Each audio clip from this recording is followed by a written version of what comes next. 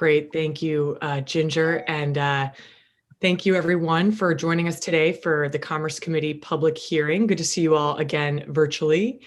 And we are going to kick it off unless there's any comments or remarks by my Madam Co-Chair or our ranking members. No, thank you. Go.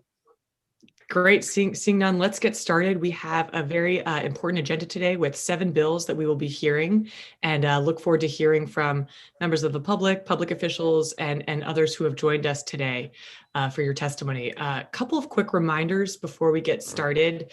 The chat is not allowed, so any additional materials that individuals want to share, please send them to our clerk or to our Commerce Committee testimony email address. Second reminder is that there is a 3-minute time limit for speakers, and our clerk will be helping us time folks. So I know sometimes it's hard to keep track when we're on Zoom, but please try to stick to that 3-minute time slot so that we can ensure enough time for all of our speakers who we have with us today. I think those are all of the reminders. Anything else, Madam Co-Chair, Madam Clerk, that I forgot to mention? Okay, great. Looks like we are good to go. So starting with our Commerce Committee public hearing speaker list, we have Senator Paul Formica. Good morning, Madam Chair. Good morning. Good morning, everybody. I will start. Chairs Hartley and Simmons, ranking members Martin and Buckby, and the distinguished members of the Commerce Committee. I am Senator Paul Formica, and I'm here to testify in support of SB 167, an act concerning the disposition of the former Seaside Sanitarium, or more appropriately should say, the facilitation of the property's next use, including the preservation of a portion of the property for public park access. One only has to walk around this beautiful 36-acre property along Long Island Sound in Waterford to see the discouraging state of disrepair that has been allowed to happen these past 25 years of inaction under state control.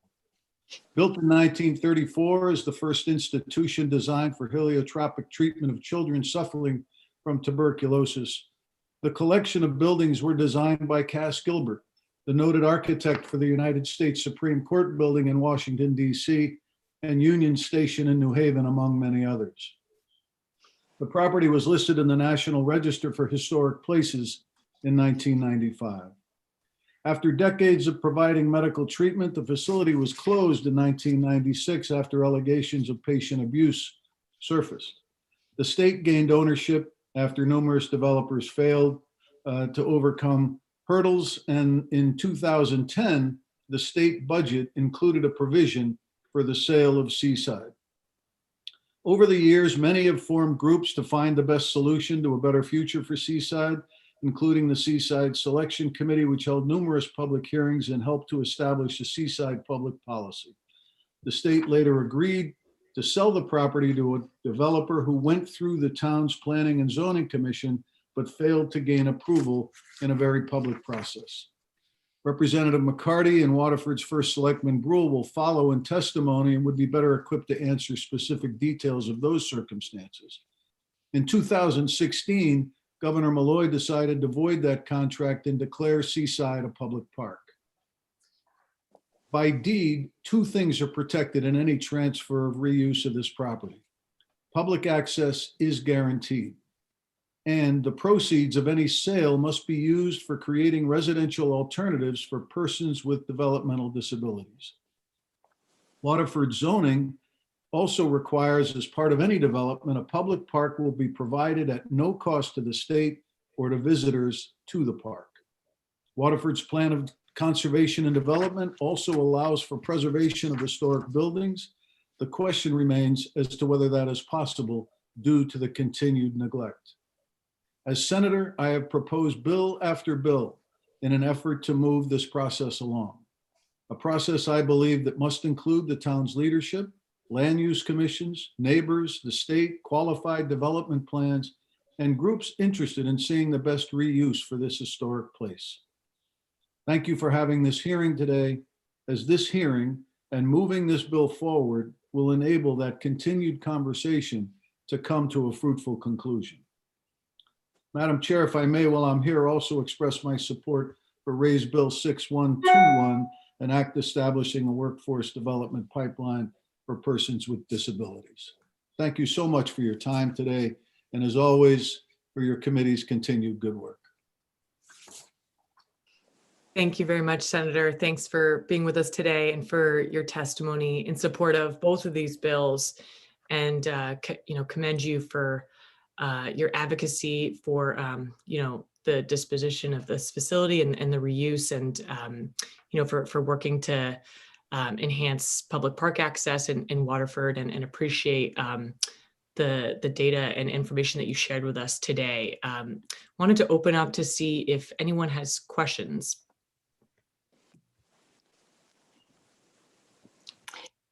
Madam Chair. Yes, Senator Hartley, Madam Co-Chair. So sorry, I didn't raise my hand here in the chat. Thank you, Madam Chair. Senator Formica, just a question. So with the current administration now, the kind of changing of the guards in the executive office, has there been any re-upping of the conversation of this? Because I think of this in conjunction with some of the comments that have been made in the budget address about, reducing our footprint, repurposing state facilities, and this one obviously is, a very special piece of real estate. Yes, good morning, Madam Chair, and thank you for that question. I had a conversation with the governor a month or so ago about the property, and he was asking for some background, and I know he spoke to the people in Waterford. So I think there is a renewed interest by this administration to try to do something, not only with Seaside, but perhaps with a lot of other properties that are underused. There could be better reused moving forward, might be a better term.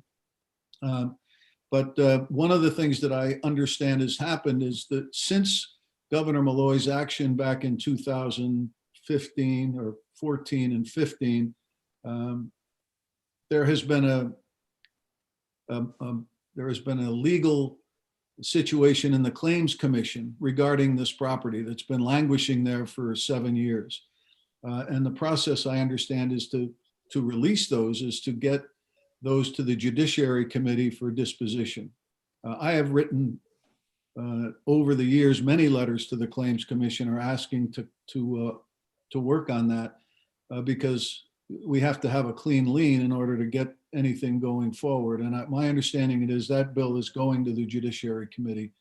So I would expect the administration probably had a hand in that, which I think is a good sign because we have to clear the deck and get this. And again, remember that Seaside is not a park and a beach area like Hammonasset State Park. It's a much smaller footprint, and there's no swimming involved or allowed there.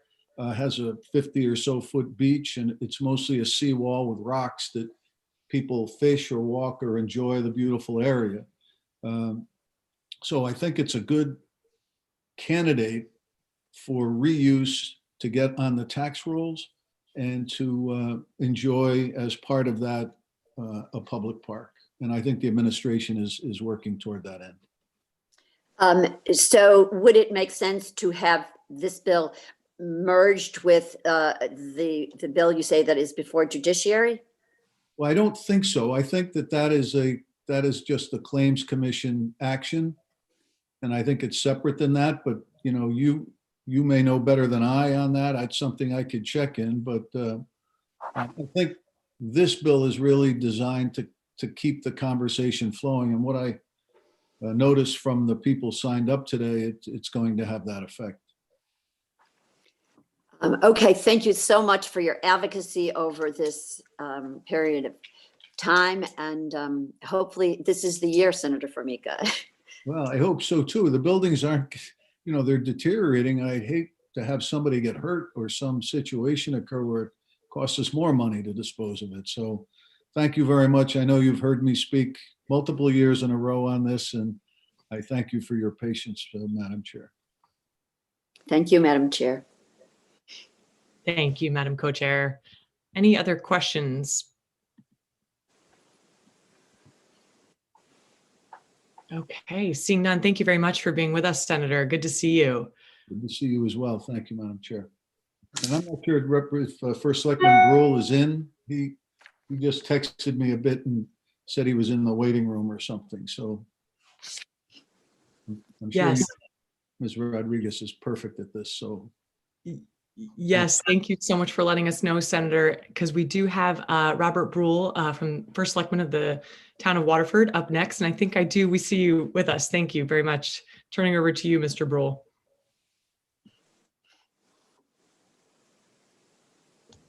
Let me just get sorted out. Thank you. Madam Chairs Hartley and Simmons, ranking members Martin and Buckby, and distinguished members of the Commerce Committee. I'm Rob Bruhl, First Selectman for the Town of Waterford. Thank you for allowing me here today to testify.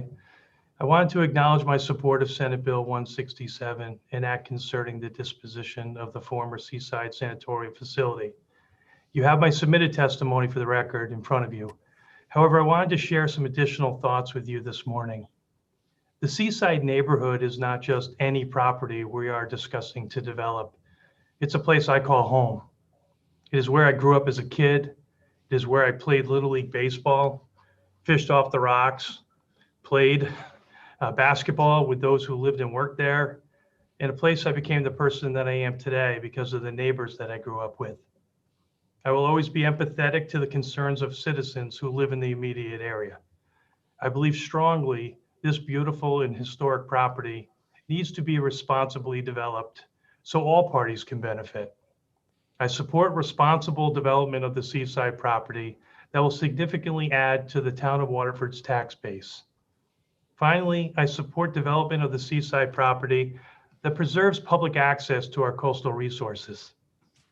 Please know I'm excited about the potential development of the seaside property and look forward to working with all of you to successfully and respectfully develop this amazing property.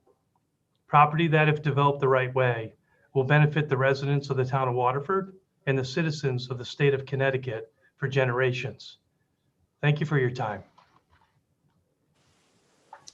Thank you very much, First Selectman Bruhl, for being with us today and for your advocacy for the town of Waterford and for the citizens. Opening up to any questions from colleagues.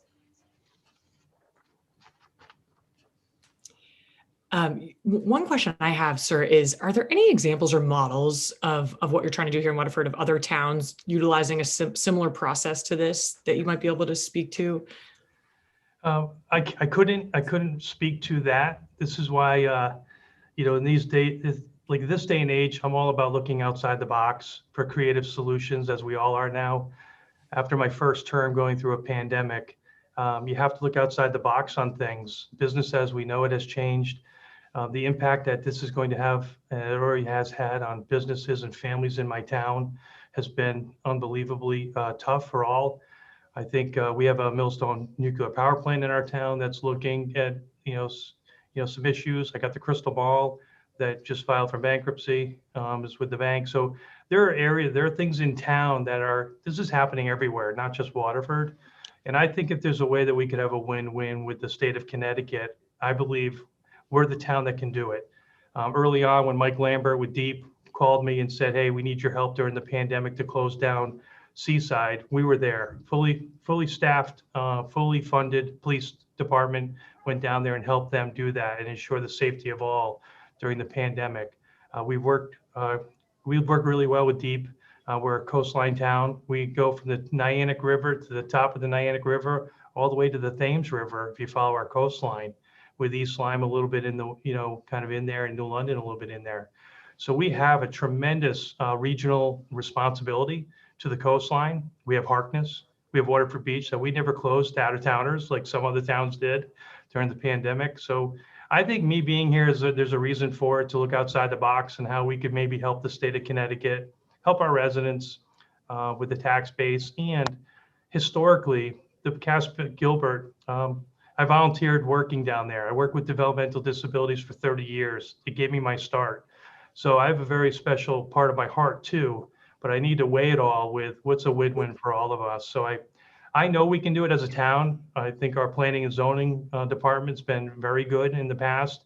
It will continue to be very receptive to working with the state of Connecticut. And I believe if we get this model right, we could be the model moving forward for quite a few areas that you want to develop, because I'm not here to say no state park, no land accessible to others.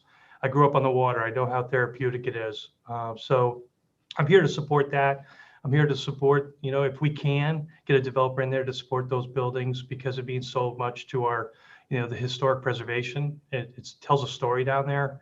But at the same time, I'm realistic to understand that sometimes buildings by neglect are a danger. It's a situation where you have chain link fence around everything. And it's a tough one for us to help out and to keep it safe for all. So I don't know of any specific out there, Madam Chair. I just know that we'll be a very good partner. I've got 4 years to be here for this long term. So this gives you a commitment from a leader that really wants to see the state succeed and our town succeed, and listen to all different viewpoints on this. Thank you for that answer, and very much appreciate. You're absolutely right. We need this out of the box thinking, and appreciate your ingenuity and coming to us with this proposal. As you said, it could be a model, certainly. Any other questions from colleagues? I'm sure we have Representative Nuccio and Senator Martin. Oh, Representative Nuccio.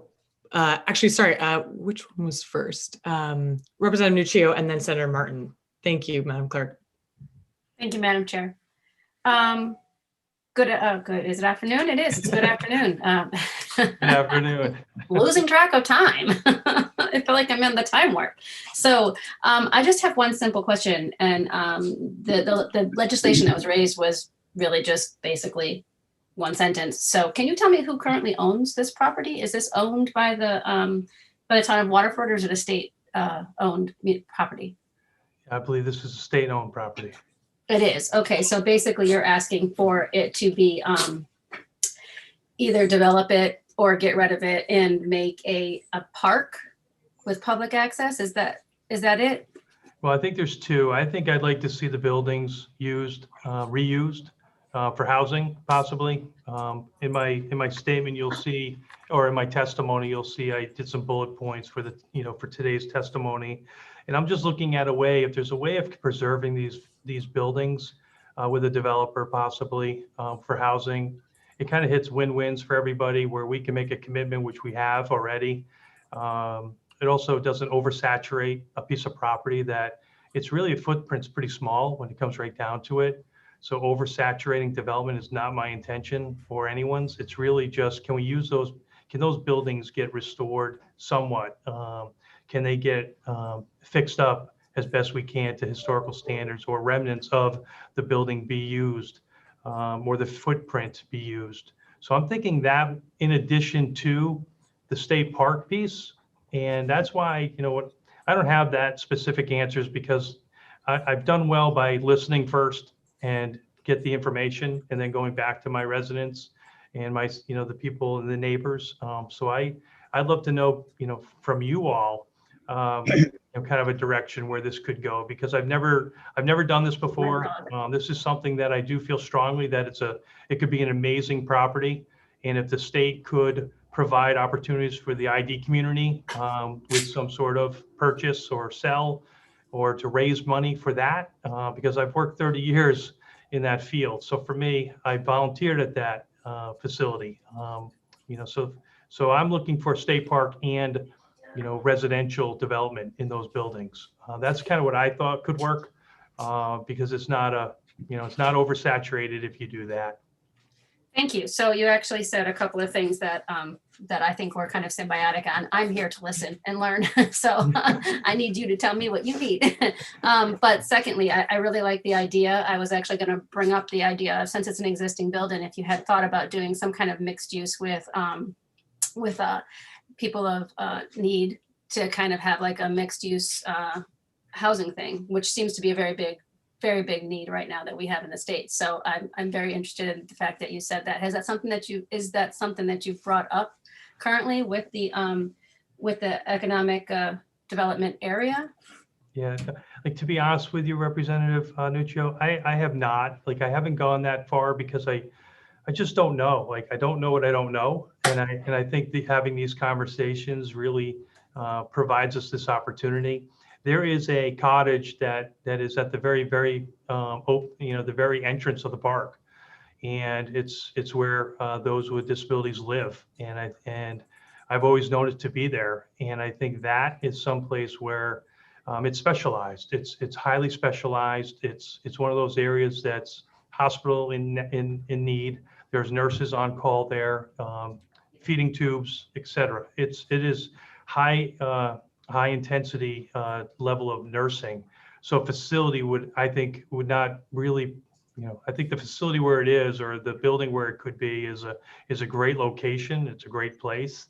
I was not thinking, condominiums or living arrangements like that as something where it would be big enough, large enough scale to build out for a developer. I just thought, designing a hospital type, wing would be a little bit more cost. It wouldn't be neutral at all. It would just be a higher cost.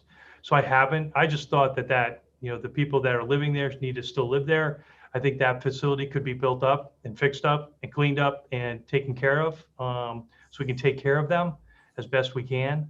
And I also think having that a pedestrian friendly walkway where they can go in their wheelchairs with their aides, because this is high level needs. These are people ambulatory that they need help. But I think if you design it right, this could be a model just like similar to Harkness, but just a more in between a Harkness State Park and Seaside. I think it could mold pretty well together.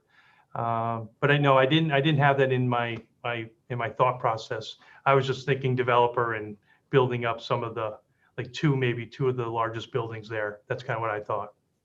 So then you bring me to my last question then, and forgive me for not being familiar with the actual building. So are there current residents that live there that are of the people with disabilities nature? Yes, out front, as soon as you turn into the property, it's been there since the very beginning, or since I've known it. So that's over 40 years. And I know Representative McCarthy, my representative, will be able to share a little bit more of the history of the property. But yes, they are there and they're still there. I know the employees, I know some of the individuals that live there. And it's something that I think is just incredibly important to continue. And if we can make their lives better, it's just a feather in the cap. So It's a totally different building, though. Sorry, it's a different building altogether than the ones I thought could be developed down. Okay, so are the other buildings occupied also, or are they not? No, none of the buildings are occupied. So you'd be looking at basically expanding what you currently have and making maybe more availability throughout the back of the buildings for other people, for the ID community or a mixed community. Correct. Including garden, like what we're learning now, and I hate to take too much of your time. I know we're on the clock, but I'm here to listen to you. So. Yeah, no, just looking at different ways of inclusivity, and inclusiveness and equity. And I think for us in town, it's really important that we have, outdoors is becoming more and more popular and more needed. So I think this is why you'll hear probably others say about keeping the park and keeping that part of the, how important it is for people just to walk and park and just take a walk outside and just stare at the ocean. We want to keep that because we're seeing that it helps so many people during the pandemic, let alone post-pandemic. And then if you can have this situation go on where you have a community garden, where you have pollinator gardens and you have pollinator pathways, and you start really connecting to the community with other, state parks along the area, because you got Rocky Neck, you got you've got Harkness, you got this, all within a stone's throw away. And the one thing we just don't have at Seaside is, I think effective parking and an effective layout. And I think this will force itself, and I think others, to really lay out this for the long-term benefit of all those. It's a small, windy road to get there, but we do have a sidewalk. So we're actually in pretty good shape as a town to actually access it. I think there's some neat ways of doing this, and I think for me, it's just building out that area in terms of getting the community involved and beautifying and making sure people can go down there and have a picnic and feel great about just being outside. Thank you. I like your vision. I really like your vision of it. So thank you for humoring me with my questions. No, thanks. Thank you, Representative. And next we have Ranking Member Senator Martin. Madam Chair, my questions have been answered. Thank you. Oh, great. Yep. Thank you, Senator. Thank you. Any other questions from committee members? Seeing none, thank you very much, Mr. Bruhl, for being with us today and for your testimony. Thank you all very much. Next, we have Representative Kathleen McCarthy. Representative, welcome. Thank you for being with us. Thank you. Good afternoon, Chairman Hartley, Simmons, Ranking Members Martin and Buckby. And it's a pleasure to be here, first of all, with all of you today. My name is Kathleen McCarthy. I am the state representative for Waterford and a portion of Montville. And I would like to just mention that I have submitted written testimony that goes in quite a bit of detail about the history of the buildings and over the last 20 years, the attempts to develop the property. So I'd just like to try to clarify a little bit for the Commerce Committee right now and kind of summarize a little bit of what I'm hearing. First of all, this is probably, I'm a little biased because I live right there, but this is probably one of the most exquisite pieces of properties along the shoreline that you're going to find in the state of Connecticut. And it has tremendous cultural and historical significance to the Waterford community. In fact, I live in a property where the original owners owned all of the property all the way down to the shoreline that encompasses Seaside. I'm very familiar with the property. I have served on every board that dealt with Seaside over the years and attended every single meeting that was held by the Department of Environmental Protection and when the property was under contract with a private developer. So this story has gone on for quite a while.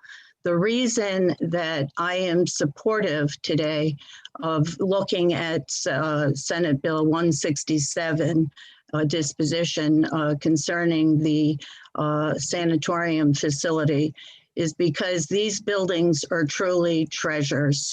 They were designed by the famous architect Cass Gilbert back in the 30s. And as Senator Formica was mentioning, he was responsible for designing the US Supreme Court building, the Woolworth building. And this is what's motivating me to find a creative solution to the property. Having said that, I am opposed to any type of large-scale development there. This neighborhood cannot, it's a very rural neighborhood. It needs to be in concert with the conservation plan of Waterford. But because the restoration or the redevelopment of the two major buildings that are in the beginning of the parcel, because that is probably cost prohibitive to the state of Connecticut, we've looking at anywhere from 20, 30, $40 million to do a complete restoration of the buildings. I thought if we could parcel off a very small portion that encompasses the two historic buildings and seek perhaps a private developer that could work in coordination with the Department of Economic Development and the Department of Energy and Environment, that we could possibly put our minds together and find a solution, a compromise that would really serve the town of Waterford, help somewhat with its tax base, but also preserve the adjacent land, the majority of the land for a state park. As our first selectman mentioned, this is just a treasure, and people are enjoying that open space and access down to the shoreline. And you know, it's now more difficult because it has been designated a state park and it has been under the jurisdiction of the Department of Environmental Protection for the past 6 years. So it would take coordination, cooperation, and collaboration with all of us working together to do what we could possibly do to salvage and preserve those historic buildings while maintaining the majority of the land, the adjacent land for a state park. So I don't know if that clarifies for you, but I can tell you that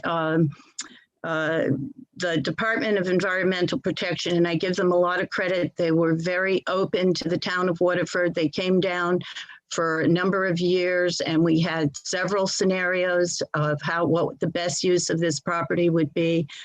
They decided on a destination park at one point that would have held a lodge and restoration of all the buildings. Unfortunately, the developers, the bids failed, as did the earlier proposal by the private developer. So it's a complex piece of property with competing interests, but I think I can fairly state that when a survey was done during that period of time, 80% of the community wanted an effort to preserve the historic buildings. So this is what's prompting me to come in and say it's worth a try to see if we can't get all the parties together, find another creative solution to preserve the two major historic buildings, and they are situated on the plot of land right next to each other. So I can think there's a possibility, a feasibility that we might be able to find adaptive reuse of the buildings. But again, I will state for the record that I'm opposed to any form of large development on that property. And then finally, while I'm supporting the bill, I do also feel that an RFP mandated, I would prefer to see collaboration with the Department of Energy and Environmental Protection and the Department of Economic Development, that working together, we can find the solution. Because as I said, this is truly a jewel in the state of Connecticut, and we won't have this opportunity again. And I don't mean to disagree with the former speakers, but there have been studies, and there is the buildings. Of course, I'm a medievalist, I go back, so I know buildings that last 1,000 years, but this building has still structural integrity. So I think they can be saved with the appropriate attention.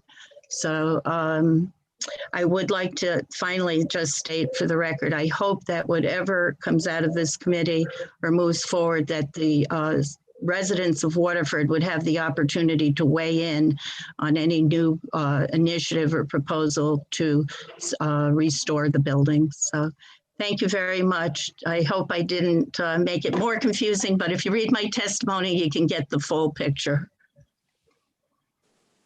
Thank you, Representative McCarthy. Thank you for your testimony today, and we very much appreciate your viewpoints on this. Let me open it up to any questions from my colleagues. Ranking Member, Representative Buckby. Thank you, Madam Chair. You know, I didn't know much about this place. I had to Google search it a couple times over, and I'm kind of a nerd for old buildings as well, especially since I run a museum, nowhere near this old as this place is. But I mean, it's absolutely beautiful. The location's beautiful.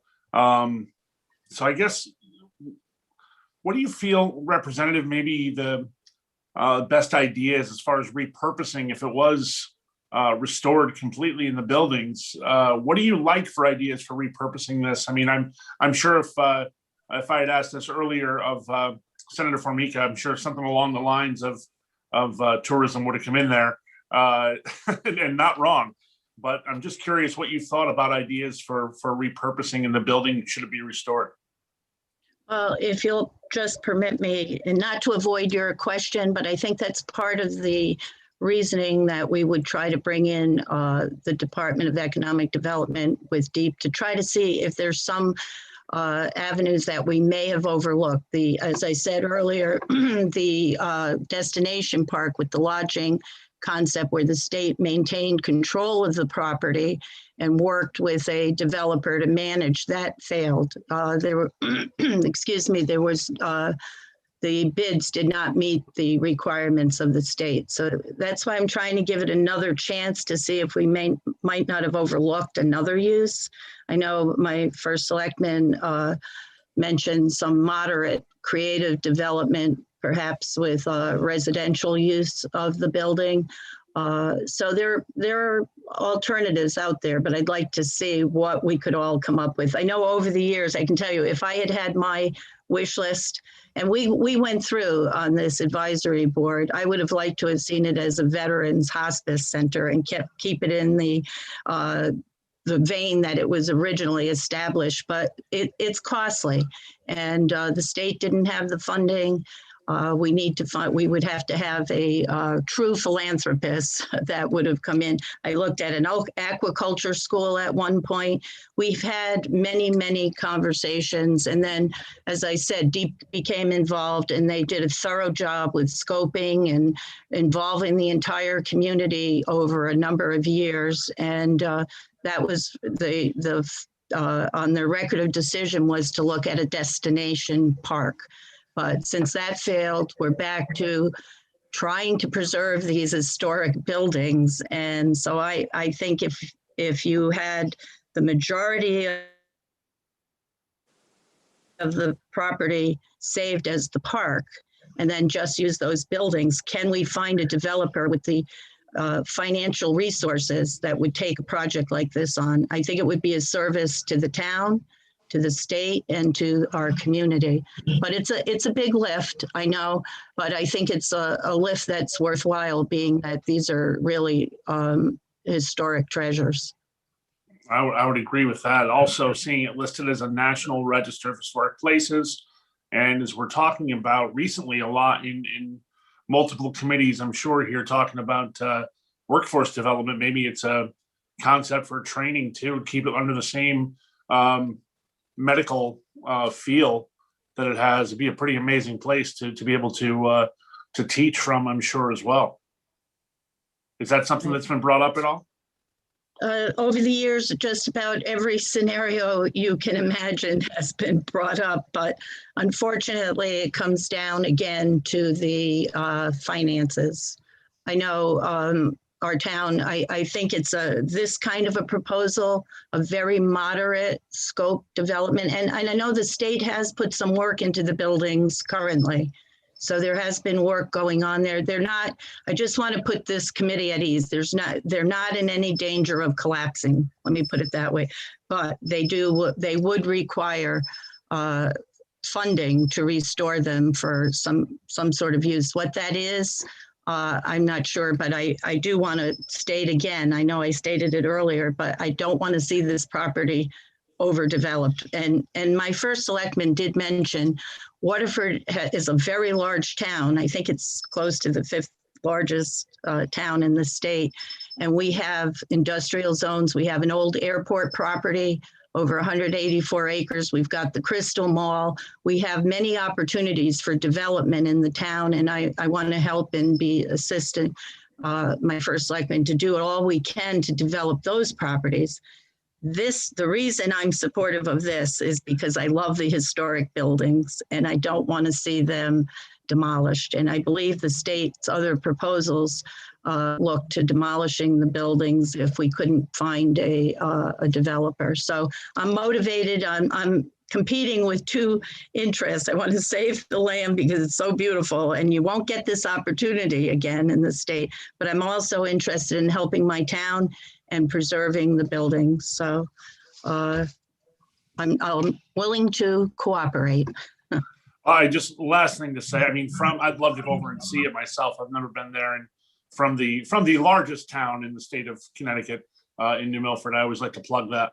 I would certainly love to take a look at it. And I would think that with there being on the National Register, there may be some federal grants that might be worthwhile, as I'm sure you've looked into, along with the state funding. I think this is definitely a worthwhile place to try to save. And I wish you the best of luck with that piece of it. And again, I'd love to come out and see it at some point. All right. Well, anytime when we get past this COVID, which this is the sunlight's coming, you could be my guest, and I'm sure with our selectmen, and we'll take a nice walk over there. But I do hope that we can find a creative solution that meets the will of the community as we go forward. Excellent. Thank you so much, Representative, and thank you, Madam Chair, for the time. Thank you, Representative. And thank you so much, Representative McCarthy. Any other questions from the committee members? Seeing none, thank you, Representative. Great to see you virtually. Thank you. I'm heading back to public health, so see you. Good luck today. Thank you so much. You too. Okay, next we have Nick Sinakori from Beans and Company. And actually would like to take a moment. I know that there are a couple of folks from Beans and Company here with us today. We wanted to give you the opportunity to testify together if that would be of interest. So I believe we have Nick, Noel, and Kim. You're all on at this point. You are welcome to testify together. That would be great. Great. You want to start? Sure. Would you like us to begin? Please feel free to go ahead. Okay. Hi, everyone. Thank you for having us. My name is Noelle Alex. I'm here with my co-founder of Beans & Co., Kim Morrison, and one of our employees, Nick Sinakori. We're here in support of the proposed Bill 6121 for establishing a workforce development pipeline for people with disabilities. We're here to give voice to a large problem that many of you watching may not even know exists. Those of you who are not intimately involved in the disability community may not be aware of the harsh reality that people with intellectual and developmental disabilities face when they finish school. And that reality is an unemployment rate of over 80%. 80%.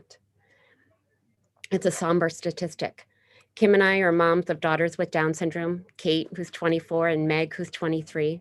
And like every other parent of a child with an intellectual disability, that statistic, the 80% unemployment rate, is what we are faced with.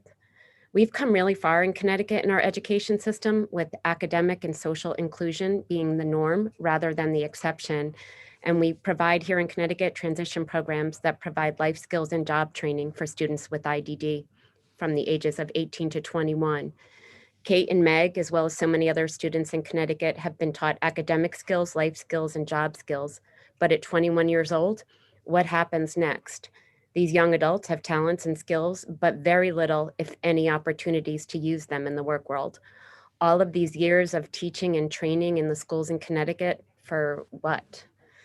Kate and Meg and thousands of people like them face a society that perceives them as probably not being able to work, or businesses that fear employing them is too hard or expensive or too much of a burden.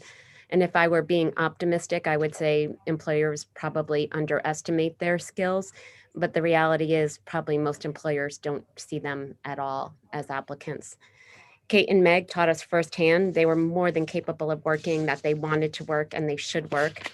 And just like every other person in our state, we knew they deserved the opportunity to live their adult lives where they get to work, be independent, and live a purposeful life.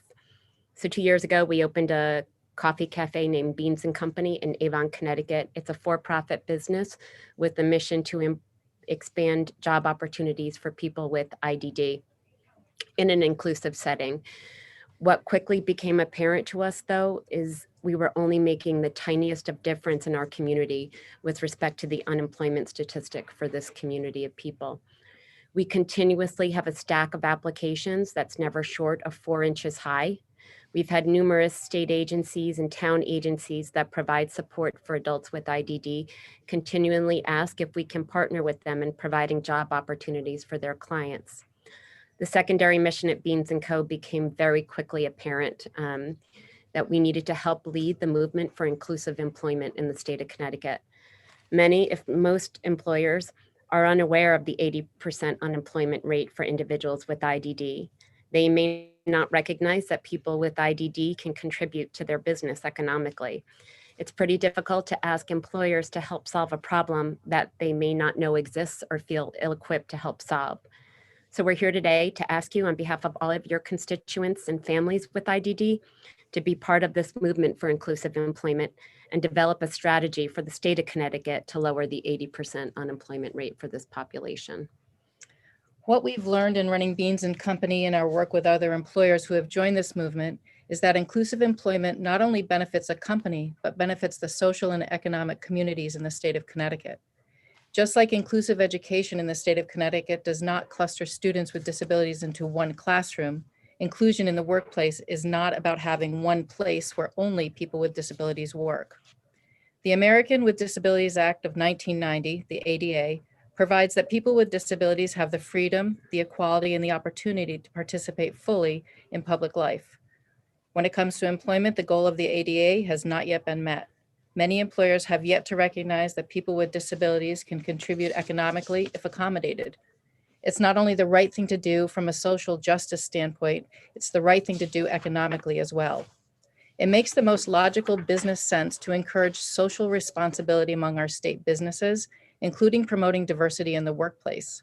Millennials represent the consumer market of the future, and by almost any measure, they place a premium on corporate social responsibility.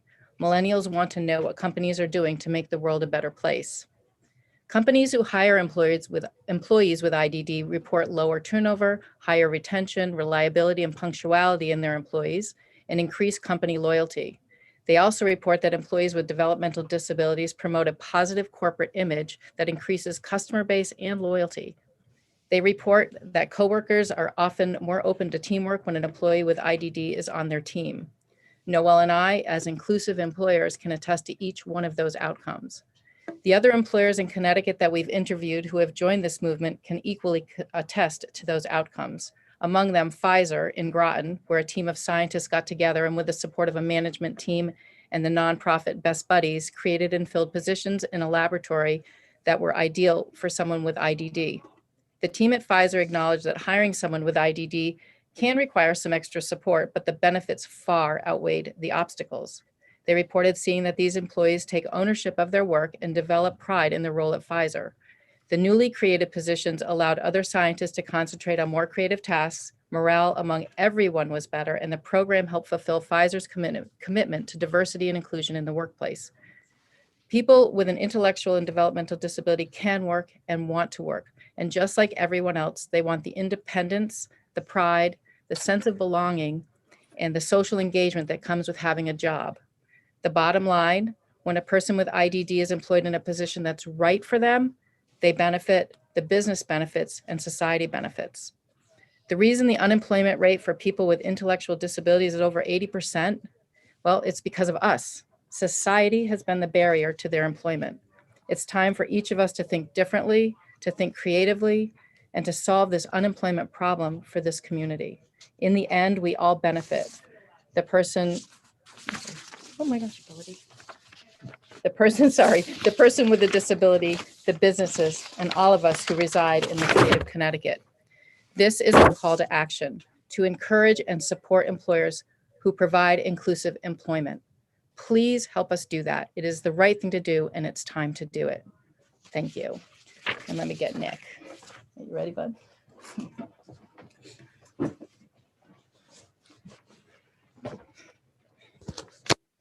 Hello. My name is Nick Sinakori, and I am 26 years old and have autism and am intellectually disabled. Those are my medical diagnoses. That is not who I am. I am a valuable person that contributes to society and to my family and friends' lives. I am a sports enthusiast, music lover, Special Olympic athlete, global messenger, son, brother, friend, and employee. I have been very fortunate to have held 5 paying jobs and one very awesome internship at the state capitol. Yes, 6 jobs, 6 organizations, and people gave me an opportunity to work on my employment skills and have meaningful employment.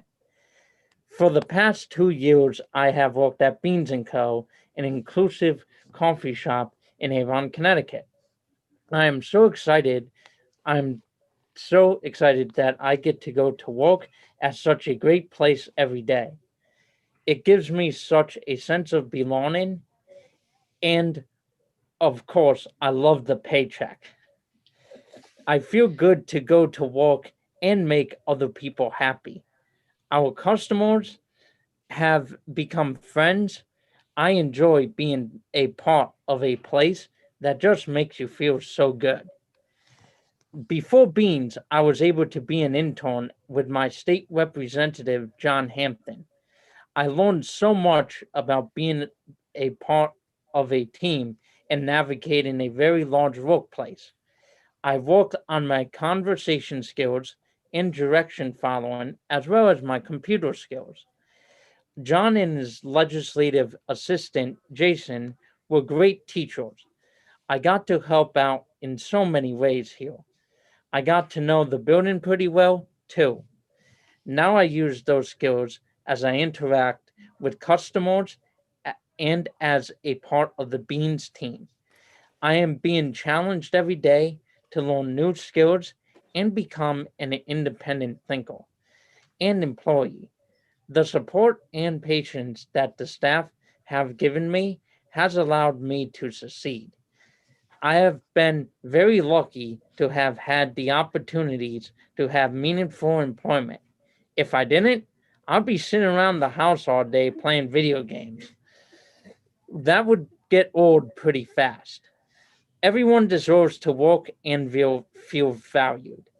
I have been very fortunate to have been given the opportunity to show what a great employee I am.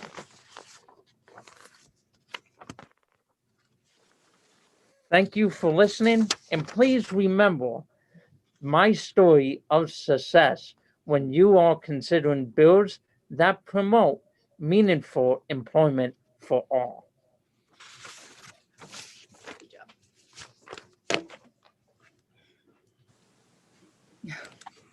We're all set. Thank you. Thank you so much. That was just excellent. Thank you so much, Kim and Noelle and Nick, for your wonderful testimony and for being with us today. And, just want to say, Nick, you are such an inspiration, and Beans & Co. is so lucky to have you. And just want to thank you so much for sharing your story with us. And you really are an inspiration to so many others. And I can tell by your passion and dedication just how valuable you are as an employee and a member of our community. So thank you so much for all you do and for sharing your story with us today. And I hope that all of us on the Commerce Committee at some point can come visit Beans & Co. in Avon, because we would love to meet you in person. That would be great. That'd be great. Yeah, we would love it. And so thank you. And I just want to commend you for this model of Beans & Co. that you've all started. And it's such a model that the rest of our state should really look at, and just want to applaud you for creating a small business that is inclusive and equitable, and just such a great example that we can look to, because as you stated, the 80% unemployment statistic you shared is indeed somber and shocking, and something that has to be rectified. So we so appreciate your advocacy for this bill, and for being a model that we can look at replicating in Connecticut. So thank you very much for your testimony. And with that, I want to see if any of my colleagues have questions. Oh, yes. First, we have Representative Bill Buckby. Thank you, Madam Chair, and thank you all for the testimony. I can say I've been a customer. I don't get to Avon that often, but I believe, Nick, last time I was there, you waited on me anyway. Let me tell you, the coffee's fantastic. The snacks are too good for a big guy.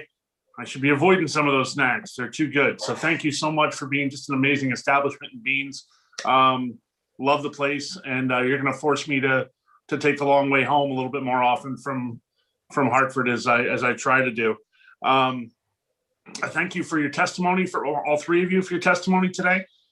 My only concern I have is this looked really familiar when I saw this bill come up. And I think we passed very, very similar legislation 2 years ago, to which each of the people who are here, I went and did a little research on it. Those who were here 2 years ago all supported this legislation 2 years ago in House Bill 7093. And I'm curious how that workforce piece from 2019, if that's not been as effective, because I'd hate to slow down the process anymore by adding new legislation that does the same thing, when this could, if it's not being done properly, could be implemented tomorrow. So that's my only concern about this new bill. I don't want to slow down the process. I want to make it a better process and be completely supportive, as I believe I co-sponsored that bill 2 years ago. So I want to make sure that we don't get too duplicative in our legislation and slow things down. That's the last thing we want to do. But I I don't know if you've been, I guess my question for you on this is if you've been reached out to on that workforce from 2 years ago. Is that directed towards Beans and Company? Yeah. So we did speak at the state capitol. I don't believe it was directly in support of that bill. John Hampton might have been. I don't know if he was sponsored that bill as well. The last thing we would want is any slowdown in this mission or movement. Right. So whatever you all can do to help us, it's time. So I agree wholeheartedly. It's hits home for me as well, personally, with family. And I think this is something we need to address quickly. And I think that if that piece has been slowed down from 7093, we need to address that immediately. I know this was a piece that Representative Carpino, I think, originally put up in public health. I know that Representative Hampton, obviously, the man's a rock star as far as the work he does. So I would like to be careful of that going into it, as far as not slowing down the process. But I'm behind the concept 150%. So thank you all so much again for what you do. And thank you for probably adding about 10 pounds onto me for the next time I stop at Beans and Co. Thank you so much. Thank you, Madam Chair. Thank you, Representative Buckby. Next, we have Representative Tammy Exum. Hi, thank you, Madam Chair. Thank you so much for being here this morning. Noel and Kimberly and Nick, I have to say, they are in my district, but even if they were not in my district, I remember when Beans and Company, I read about it, and I was literally there on your soft opening and walked in the door, and I just knew it was going to be something special. And since then, I visited many times, and I am blown away by the model. It's such a warm place with delicious food. There's a cookie there that I can't get enough of, but it's a really amazing place. But what you notice is that the environment is inclusive, meaning it is not one that has all individuals with disabilities working there. That's not inclusion, that it's a 50-50 model. And it's so beautifully constructed, and you can see the joy in the meaning, but you're really doing real work. So first I want to thank you for coming, and thanking Nick for coming to really explain what this means for him and to him. But I'd also like to ask you, what is it you would say other businesses would do? Because I know that they perceive they think there are so many barriers to doing something like this. And I know it looks probably easier than it is, but I would like for you to, offer advice to what businesses would need to do to model what you are doing. Well, thank you for your compliment on Beans. And Kim and I will be the first to tell you that you don't need to open more coffee shops or more businesses, that we have plenty of employers in this state, and just creating a position and thinking a little bit creatively. So for instance, a company puts out an ad or, something on Indeed for a secretary or an administrative assistant. A portion of that job can be allocated to an individual with IDD. Many times those individuals will have a support in the form of a job coach. It's pretty easy. A lot of individuals do not need full-time employment for a host of reasons: stamina, economics, etc., transportation. So part-time positions are also pretty wonderful. What Kim and I would love to do as well is to be just that helping hand for companies that want to do this. You can partner with, find out about the agencies that are locally within your area of employment, and they can also recommend candidates for those jobs. I think most employers aren't even aware that this exists, and unless you're in the special needs community, that unemployment rate probably hasn't really crossed your pages. Right, and that is such a startling statistic. When you really look at an 80% or close to 80% unemployment rate for a particular population, it's devastating. And there's so much ability there. Looking at, though, the economic piece of it, can you explain a bit about what it does for the bottom line? What is the return on investment? And I also think you bring up a really good point about millennials and what they look for in workplaces. So as we are starting to think about what would attract millennials to staying in Connecticut or to join certain businesses. Looking at the social piece is the social impact work is a really important piece that I think maybe I had not necessarily considered, and I appreciate you highlighting. But going back to my question, look as far as corporations, what is the bottom line, or what's the return on investment that you see and that you think other employers may see as well? Well, Minson Hoke is an advertising agency here, very large in Connecticut. They hired an individual with IDD, happened to include this person as their new hire in their newsletter. And a client of the ad agency wound up sending this huge box of their swag to this new employee, just supporting Minson Hoke for their inclusive hiring. So that's just for example of one outreach. I don't know what the Connecticut corporate statutes have, but I'm by day a finance lawyer, but I mean, anything we can do with B corporations or private benefit corporations or any type of tax incentives for companies as well that are on this mission to include individuals with IDD in their employment force as part of their diversity policy would be wonderful. Yeah, I think that. And Kim can speak to the economics of Beans, how it changed. Yeah. So Beans is located right within the walls of New England Pasta Company, which is my first business, which has been around for 26 years. And 3 years ago, we were deciding whether to stay in the spot. Our cafe that we had that was before Beans wasn't working well, and it just wasn't doing what we wanted it to do as one of the arms of all the things that we offer. And after speaking with Noelle, we had this idea of, we have daughters that were looking for jobs. And so we really simply changed the physical look of the cafe and who was working it. We started, when we opened, we had literally the same menu that I had before Beans was there.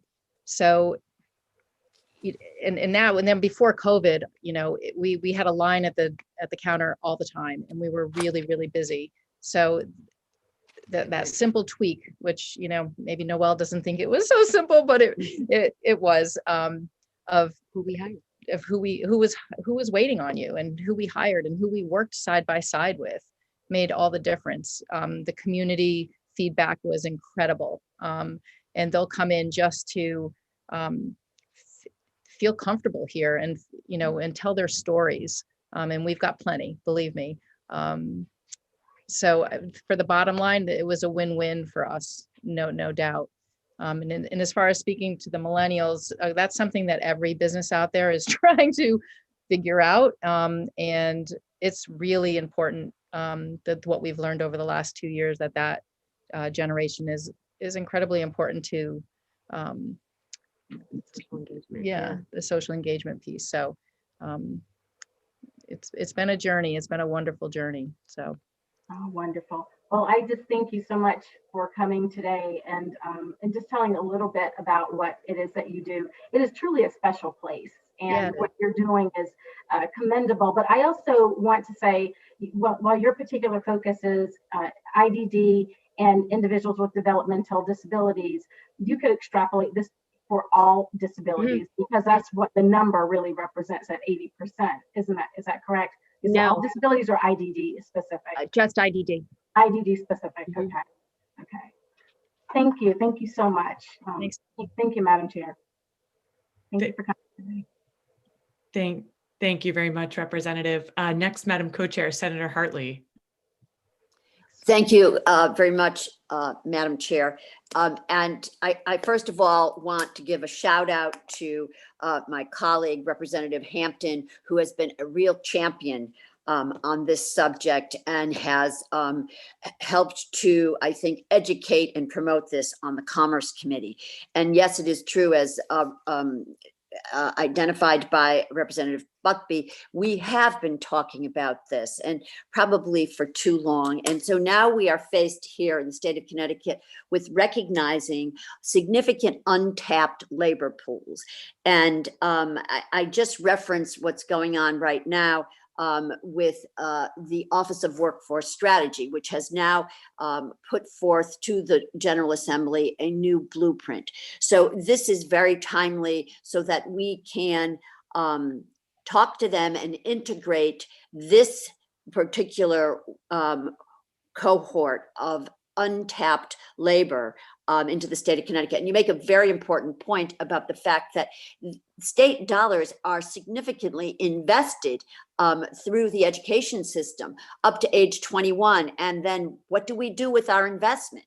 So, we're talking about ROI and, untapped labor pools. So this is a real mistake on our part thus far. So we need to step up the game here. But I just want to say to Kim, Noel, and in particularly Nick, I am very sorry that I personally didn't have a chance to meet you during your time in the General Assembly. And when the lights go back on and we're all back, do be a visitor. I know Rep Hampton, will help to facilitate that. And I'd love to personally catch up with you, but probably before that, since I'm a real coffee person, I will get to Beams, and I'm just going to ask you for maybe a nice flavored coffee.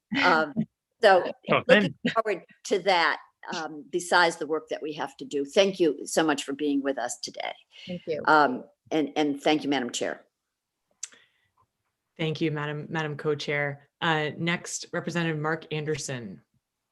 Thank you, Madam Chair, and thank you, ladies from the Beans and Company. I have a special needs daughter in her 30s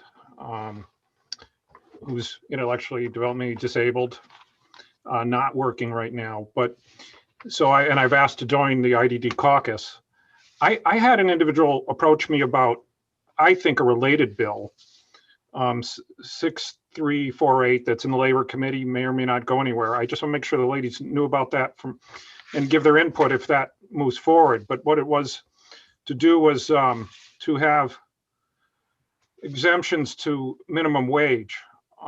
So I noticed in this bill, which is just really a concept bill, it would be reserve market rate full-time jobs. So I wonder what their thoughts are on the steadily increasing minimum wages, on the ability to employ more of these 80% IDD who are would like to work but don't have a job right now. So what's the impact of minimum wage increases?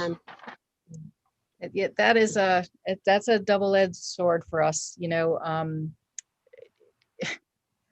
To be a small business and have minimum wage continue to go up is a daunting thing. But for Beans, especially, what will happen, what my fear is that as we continue to raise the minimum wage, the hours that these young adults will work will go down in order to pay our bills. So it's hard. Yeah, from a social justice perspective, I wouldn't want to see less than minimum wage for our employees with IDD, because I wouldn't want them to ever be viewed as less than. So it's very tricky, because we also want to be able to employ as many people as we can, as well as a lot of these employees also receive government benefits, and we would not want to well, what we have found, sorry, Noel, what we have found is that we're very successful when we have these young adults working 3 to 4 shifts in a row, where they're able to learn and retain and continue to build their skill set. So to think that hours would have to get cut back, so number one, they don't lose their government benefits and go and work 1 or 2 days. We've tried that, and it doesn't work. Mm-hmm. And Nick works 4 days a week, and that's now he was working 5 days before COVID, but business is down a little bit, and that's a harsh reality for a for-profit business. We have to run it as I run New England Pasta Company. So when the sales aren't there, you have to cut back on the staff. So yeah, it's hard. Yeah. And I know for some IDD, they're if they make too much money, it threatens their benefits, right? I know now there's ABLE accounts available in this state. So it sounds like we got to look at a balanced approach of the whole picture, which I hope to help with. And I would keep an eye on that 6348 if it has any life to it, and give your input then. And I live nearby, so I hope to stop by for coffee soon. I think I'm on my 5th cup today. So Me too. thank you. Thank you. Thank you. Thank you, Representative. Next, we have Representative Kara Rochelle. Thank you, Chair Simmons. I just wanted to first ask you two a question, which is there information that is available for other businesses that want to take this path and do more to include the IDD community in their workforce? What have you found that's available as information for businesses, or what can we do better to give more information to businesses about this? That's a very good question, and something that we're actually going to be working with USAID on to develop almost like a handbook on that. There are organizations, I think there's the state of Connecticut might have 4 or 5 project search sites now where they have a great model for providing employee training with the idea. It's a transition program. It's a national program. I believe there's 5 sites in the state of Connecticut where it's 1 year of job training, and then hopefully they have a good model as well. Hopefully there's more to come on that within the next 12 months from our end of what we can supply based upon experience and a collaboration with all other employers in the state who are doing it. I want to compliment you ladies. You guys are a shining example. I'm on the opposite end of the state, and I've been aware of you for quite some time, and it just makes me smile whenever I think about what you're doing out there. My brother has IDD and is part of the 80% that can't work, and so it's just so impressive. And I want to thank Nick as well for his advocacy. Being so articulate, it's just a shining example. You do something wonderful, for not just yourself, but for everyone in the IDD community. And I want you to know that you're an inspiration and a shining example. So thank you. Very nice. Thank you. Thank you, Representative Rochelle. Next, we have Representative Jen Leeper. Hi, thanks, Madam Chair. Thank you again. I just want to restate what everyone has said, that you've made such a powerful testimony today.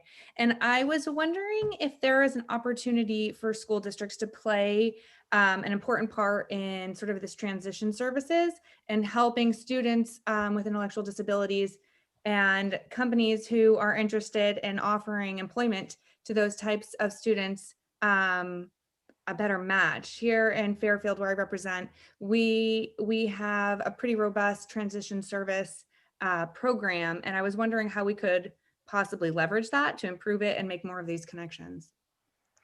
The connections really, I think, start at the company level. Okay. Not just large corporate. I think it's getting into their HR departments and letting them know about it. But a lot of local businesses can be the best employers for this community. There's a community connection. The transportation is not as great if you're working in a surrounding area for our individuals who driving for many is not possible, and transportation is certainly an issue. I don't, I think that I'm not a transition specialist. Just a mom when it comes to that, but I would imagine it's speaking with the transition academies and their director. They have different positions in each transition academy for employment as part of their program. I would imagine it would be starting there. That's great. I'll reach out to our transition team here, and I just want to give a shout out. We have a business here called Wolfgang and Company, who I met them. They've been here. Yeah, it's a similar model, and it's just wonderful. And such a gem, and I'm sure similar to you guys have been really hard hit by COVID. So it's such important work, and whatever we can do to help them bridge until we're at the end of this tunnel. But thank you, and thank you, Madam Chair. Thank you, Representative. Any other questions from committee members?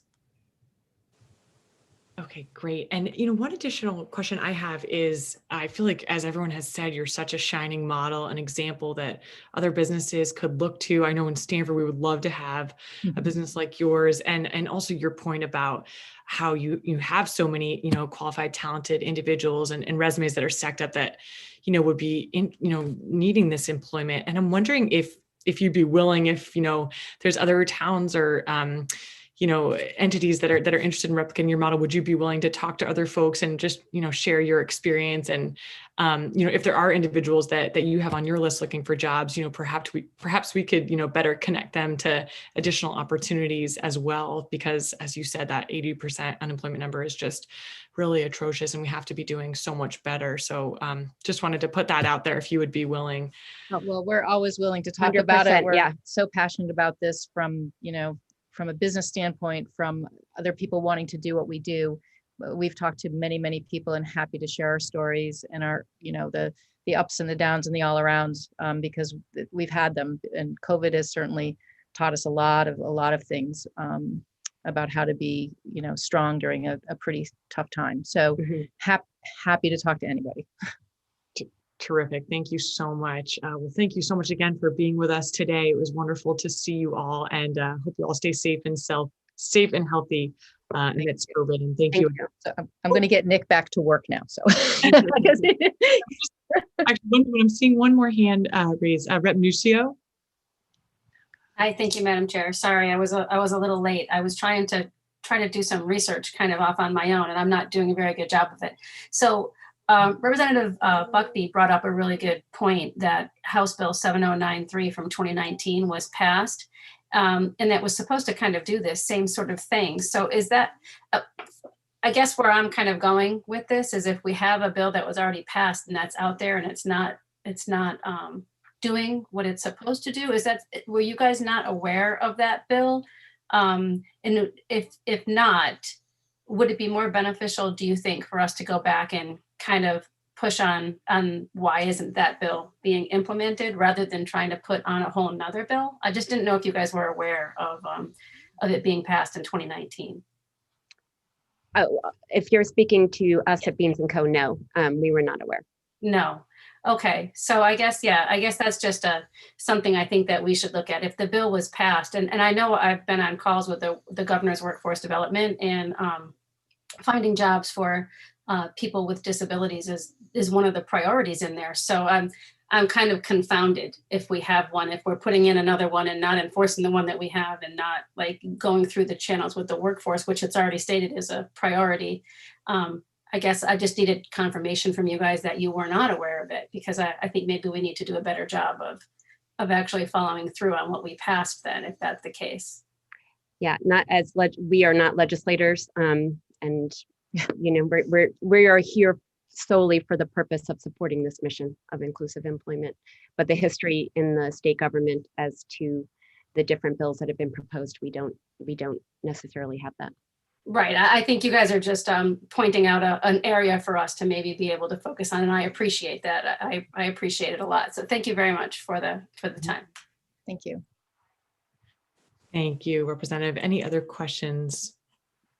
Great. Well, thank you so much again for being with us today. Oh, Representative Thomas, sorry. Sorry, I hit raise hand in the last 4 seconds. I know time is of the essence. Thank you so much. And thank you. Ditto what everyone said earlier. I congratulate you. I agree. I've worked with so many nonprofits who were so busy making sure that states provided the education and job training and living situations that I think no one paid attention to what happens after age 21. A couple of things. I appreciate Rep. Buckby raising HB 7093. I did look it up, and it seems that that bill enabled a task force to present findings in February of 2020. And it could just be that COVID hit and everything went in chaos. Whereas I understand the intent of this bill is the next step, which is to actually formulate a pipeline strategy. You hit on two really important things. I'm a small business owner, and I agree that the larger corporations have HR departments who, you know, if you build a relationship with them, they are probably doing some of this already and could maybe step it up. But I think for small business owners, they're just ignorant of the need. I certainly have hired hundreds of people, but had no idea about this unemployment number. And it's something that I would have looked into. So I just wonder what you see as maybe the challenges or the solutions for, I think for smaller businesses, it's a matter of educating people about what that might look like. I think that is the biggest stumbling block because, you know, you're a small business owner, sometimes you're just trying to sleep and you don't always have time to think through what jobs are appropriate and not, because you may not be familiar with the community. I'm just curious if you have any thoughts about that. Well, I think working with FAVAR, you know, one of the things that we did right off the bat was, you know, worked with FAVAR with Steve Morris, and they provided the names of the young adults that would be appropriate for the job descriptions that we had supplied to them. So having the small businesses know that they can do that, and along with that, you know, as job coaching becomes available, which is a huge part of the success of Beans, is having the, you know, the right job coach with the young adults. And that kind of takes the pressure off as a business owner that we're not the ones that are doing that. And you know, Nick and Lauren and Jess, who work with us from FAVAR, they are fully supported by an amazing job coach. So yeah, and the idea is, you know, for many individuals, a job coach, for a small business to know someone will come in and talk to them first. I mean, this is how we perceive the model should look like. Someone would go in, meet with the employer, the business owner, find out what their needs are first. What kind of jobs do you need done that are not currently getting done? And then develop a job description around that. Mm-hmm. And then, you know, have the employee attend with a job coach in the beginning with the idea that, you know, they wouldn't have to go all the time with them to their job. But it's really meeting with the employer and the small business owner first, finding out what they need. How do we best fill that need with what kind of person, what kind of support do they need? And the agencies that may or may not, or the parents can probably help with that. I think we don't all have to, I'm not a specialist per se on autism or CP. So you have to ask a lot of questions, and none of them should be politically incorrect, because everybody, it's best if we can all talk about it and learn about the person, learn about maybe what their strengths are, their barriers are. Mm-hmm. And then it's okay to ask questions that you think aren't always appropriate. Exactly. Well, I appreciate and applaud your work, and I thank you for taking so much time to answer our questions today. I know time is money, so I will let you get back to it. Thank you, Madam Chair. Thank you. Thank you, Representative Thomas. Any other questions from committee members? Representative Exum, yep. I'm sorry, for a second time, I just wanted to clarify.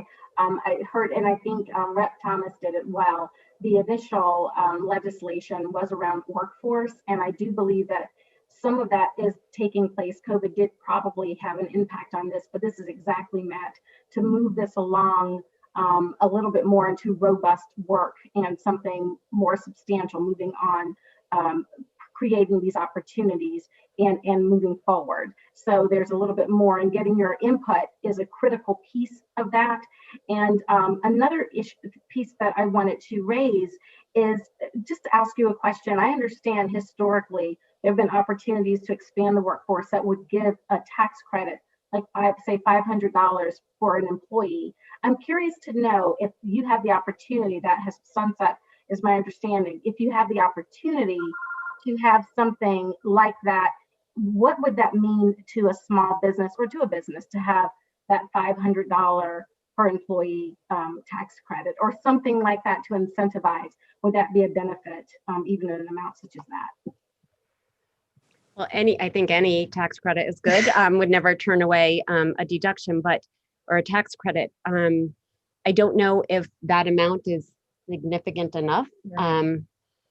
I think if you combine maybe an economic benefit coupled with the mission of social justice for this population together. One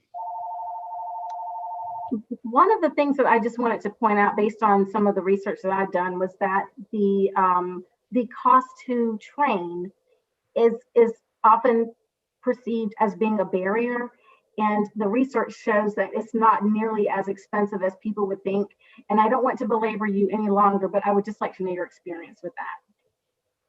Yeah, I would say I don't think there was a high cost of training in my experience with my own daughter and here at Beans and the work we've done with other companies as well.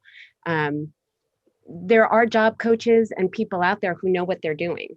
And they come in and help. Yeah, they learn the job. That's really important, for the job coaches we've had, that they know every job that our adults are doing. So it's not, and for Beans, it's we learn every day in this particular industry in food and beverage. It's so different every day, and these guys are so great at adjusting to having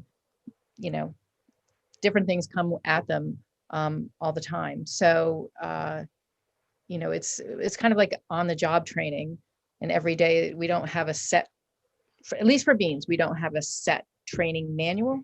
We know what we want to get accomplished, but we do it while they're working. It's the best way to learn. Yeah, and I guess just to add to that, it's kind of like when all of us get hired for a job. We're learning as we go. Someone doesn't, like when I got out of law school, someone didn't say, okay, this is exactly how you're going to be a lawyer when you go do corporate law. You had to go and learn it and live it and do it. And it's really not any different for this population. I can relate to that as a relatively new legislator, so I can totally relate to that. Thank you. Thank you so much for coming today again. Thank you. Thank you very much. Thank you so much, Representative. Any other questions from committee members? Well, thank you so much again for being with us. As you can see, we have a lot of enthusiasm for well, that's wonderful. Thank you. testimony. Yeah. Thank you so much. Thanks, guys. Amazing. These guys are all the best. Thank you. And we can't wait to come visit soon. Awesome. Thank you so much. Thank you. Take care. Bye. Next, we have Stephen Morris from the Arc of the Farmington Up. I want to watch. I got to see how You had me following Nick Sinakori, and that's a tough act to follow. But Madam Co-Chairs and distinguished members of the Commerce Committee, my name is Stephen Morris, and I am the Executive Director of the Arc of the Farmington Valley, also known as FAVAR. And I would like to speak also in support of House Bill 6121, an act establishing a workforce development pipeline for persons with disabilities. FAVAR is a private provider who has been working with businesses to help individuals with IDD find and maintain employment for more than 50 years. But you've heard about the unemployment rates. In a 2020 progress report from the National Council on Disability, it showed that only 16% of individuals with IDD had paid jobs and worked in their communities. Some of the historic barriers that have been mentioned are fear of losing benefits and transportation. However, the largest barrier to employment, one that if solved would help mitigate the others, is a lack of willing employers. The lack of willingness is often due to not understanding the capabilities of people with IDD and the ROI to the business. Sometimes it's not so much the lack of willingness as an inability for us to get to the decision maker at a company. For example, 2 years ago, for 2 years, starting in 2013, I tried to find the right person at UConn Health to talk to about putting a job training program, which you've heard about, called Project Search, onto their Farmington campus. Project Search is a 9-month internship-based program with the goal of competitive employment at the end of the program. It's the most successful school-to-work transition model in the country.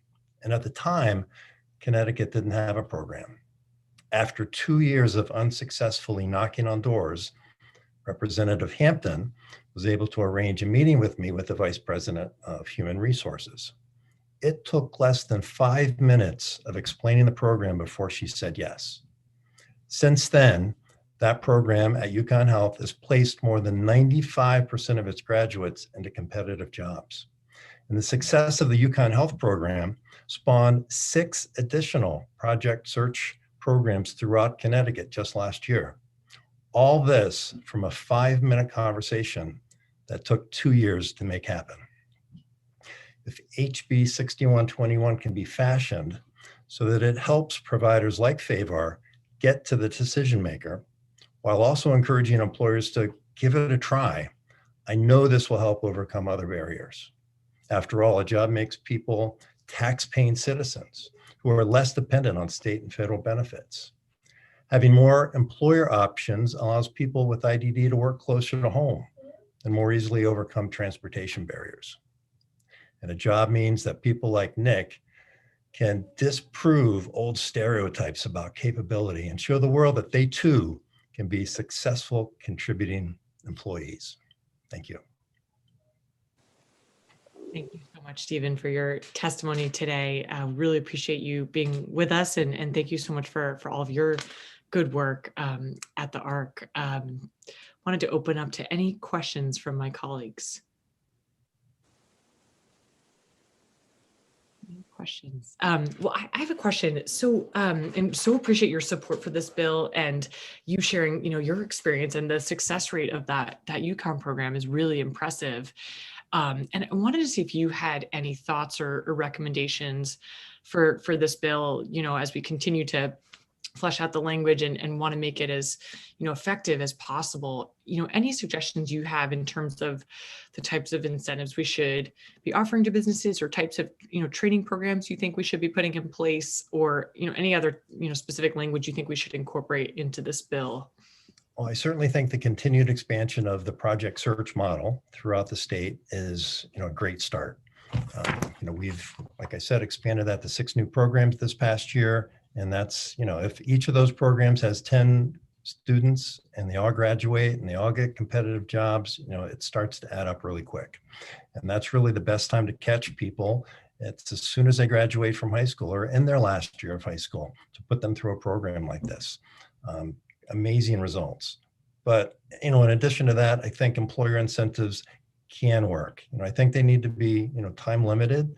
We don't want to create the perception that employers need to be incentivized to hire and maintain employment for people with IDD, but sometimes you need to catch people's attention. And so if the incentives are of the right amount and it can catch people's attention, I think good providers and people like Nick make their own impression on the businesses, and that works. We just need to get in the door. Absolutely. Couldn't agree more. Yeah, Nick is such a perfect example and such a wonderful inspirational story, and a beacon of hope we can look to as a model. Great. Well, thank you for that answer. Any other questions from committee members? Oh, Representative Exum. Hi, good afternoon. I just wanted to say hello and thank you to Mr. Morris. I've been attending Favar events prior to the pandemic for many years, and just really admire the work that you do. And thank you for lending your voice here today. Thank you. Thank you. Thank you, Representative. Any other questions? Oh, Representative Mark Anderson. Thank you, Madam Chair. Mr. Morris, my stepdaughter, who I mentioned earlier, was a client for Favar for about 8 or 10 years. And we still attend a lot of events like your plays, which we missed last year. They're usually in West Hartford. So I hope that you continue to have input on this legislation as it moves along. Thank you. Thank you. Thank you, Representative. Any other questions from committee members? Seeing none, thank you very much, Stephen, for being with us today and for your testimony. Okay, next we have Dylan Souza.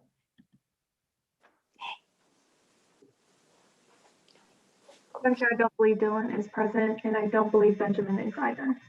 Okay, great. Thank you, Madam Clerk. So seeing the next on the list, oh, Noel, we already heard from Noel. Okay, the next up would be Elizabeth Reisbeck from the Groton Conservation.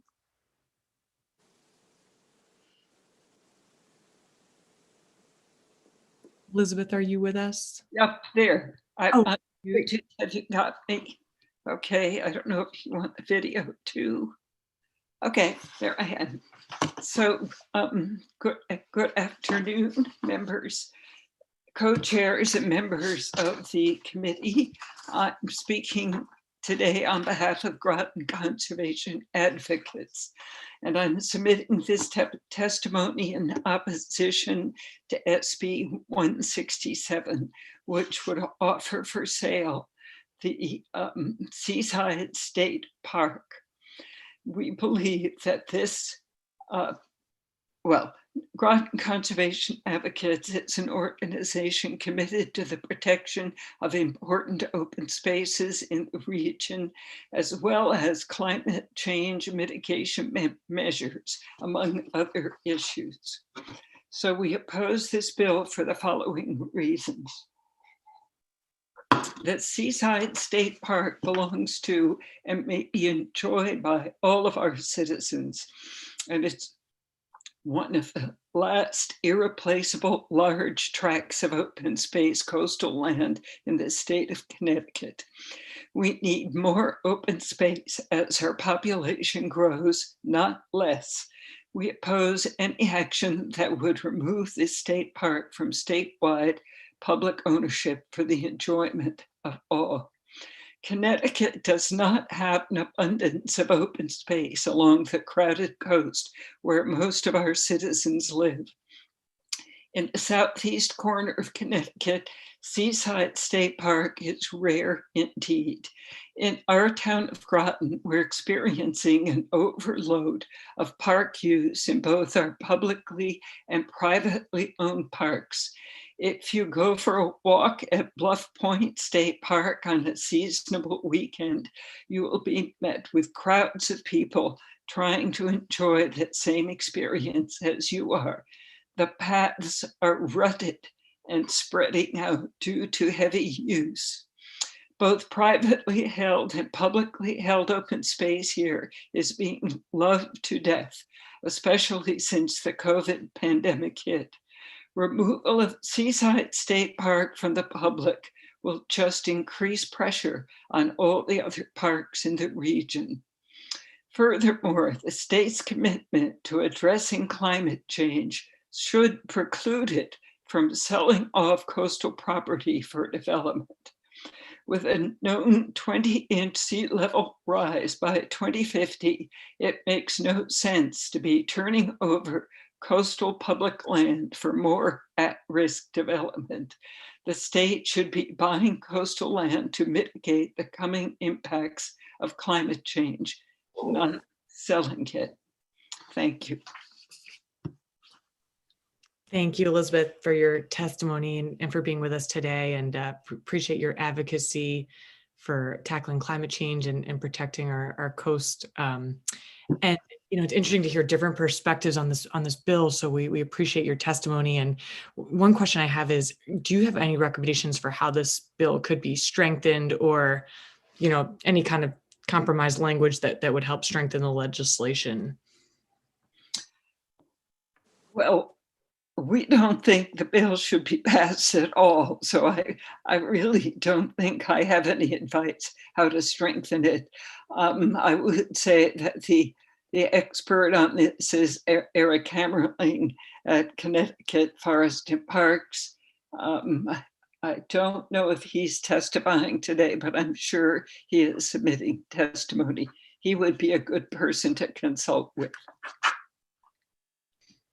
Great, thank you for that recommendation, and thank you for that answer. And let me see, do any of my colleagues have questions? Seeing none, thank you very much, Elizabeth, for your testimony today. We very much appreciate you sharing your views with us. Thank you for allowing me to speak.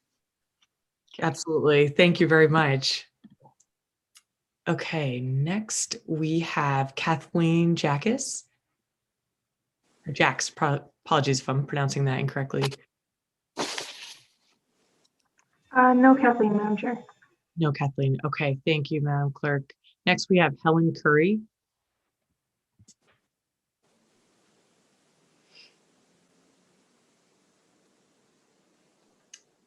Oh, Helen, I think you might still be muted. I'm sorry. Okay. Ladies and gentlemen, Cass Gilbert, the architect of the two most important buildings at Seaside State Park, was my great-grandfather.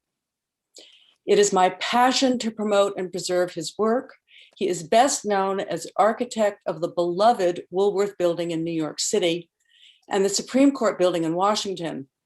But it is little known that he actually stopped work on the Supreme Court Building in order to design the Seaside Sanatorium and its nurses' residence. Architectural aspects of both of these structures are important because they hark back to elements of other buildings done earlier in his career. I helped to create the Friends of Seaside State Park, along with neighbors of the park and members of the Waterford community, in order to prevent what is being proposed in this bill. Seaside does not need to be developed, and it certainly should not be sold. You need to know that the first selectman, the town planner, and the superintendent of parks in Waterford have each asked our board to come up with a plan for the future of the park. We are finalizing that plan based on a vision that would ensure the park's natural coastal habitat being maintained with minimal disturbances. We would like to create a quiet, contemplative environment within an overall land use plan, including walking paths, gardens, passive beach activities, and an education center or small commercial operation in the nurses' residence, which is the most architecturally important of the buildings. It is our intention to raise the funds, manage the progress, and to see this plan through to completion. Friends of Seaside State Park wishes to work closely with the boards of Harkness State Park, Camp Harkness, the O'Neill Theater to stitch together the local coastline into a cohesive and collaborative asset for the community. Please give us the chance to do this.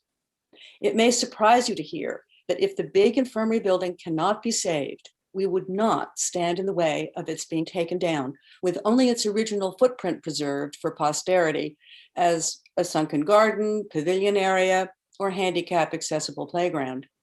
However, I will lie down in the road to prevent the destruction of the nurses' building. Seeing only the possibility of development or the sale of the property at this time is short-sighted. Think long and hard before you allow the state of Connecticut to lose this scarce waterfront park and to doom to demolition its architecturally significant and still structurally sound historic buildings. I've included photos in my written testimony, and I'm happy to take your questions. Thank you. Thank you very much, Helen, for your testimony and for being with us today. First, I'll open it up to my colleagues. Any questions? Seeing that, I have a question. So you said Cass Gilbert, that was your great-grandfather? Yes. Wow. Yes.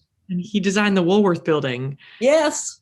That's amazing. And the Supreme Court Building and 3 state capitals and many other beloved buildings. And I think it's important for you and the committee to also be aware that he has an enormous group of fans and a huge bunch of wonderful people across the country that are all watching this. Historic preservationists, architectural historians are all keeping their eyes on these buildings at Seaside. And so for the nation, it's important that we maintain these buildings, not just for the town and for the state. I appreciate you sharing that history with us, and that what an impressive legacy. You must be very proud of your great-grandfather and all those buildings he designed. And so very much appreciate your viewpoint on this, and wanted to see if you could elaborate. So in terms of the current status of the park and the vision you have through Friends of Seaside State Park, what's the status of that plan and the current vision for where it is? And are you looking to partner with the state on that vision, or is it mostly kind of a local focused effort? I think we, the Friends of Seaside, are willing to partner with anybody and everybody who is willing to, number one, protect the park. The worst thing that could possibly happen would be for the state to, in any way, shape, or form, lose that amazing resource. That's the first thing. We have to save it as a park for Connecticut. Then secondly, I would very much like to work with anybody interested in knowing ways we could come up with a plan that would allow the community to have complete access as they do now. And we fear that some development would limit that. That's the big fear. Then in terms of the buildings, the big building is extremely problematic. It's huge. It is very solidly built. It will never, ever fall down. And so it might need to, in the end, be carefully dismantled. Perhaps the roof line could be saved as a roof over an open pavilion space, or at least partially saved. Remember, it is no longer in its originally designed format. The two round towers have been later added, so it's not original. I would like to, however, for historic purposes, be sure that something is saved of it, like the footprint, for instance, and that if it is taken down, it be very carefully documented. Now, the nurses' residence, on the other hand, is a completely different story. And if you look at the way that's sited on the land, that is further back, and I think would be better protected from sea level rise in the future. It's a much smaller building to undertake the interior renovation of. And I think that we would be happy with some sort of commercial use for that, provided that it stayed within the existing four walls of that original building. I would be against any sort of addition to it. And I would think that whatever was made use of it, whether it's a small education center, or even if it was a commercial operation of some other kind, a teaching facility, or even an inn, something like that, that's small footprint, would be an asset to the community. But we do not want to see any new building on that land. Thank you for that answer and for that helpful additional information, and for sharing those creative ideas for the property and what you envision. I have more questions, but I'm going to open it up to Madam Co-Chair, Senator Hartley. Thank you very much, Madam Chair. Helen, thanks so much for being with us today.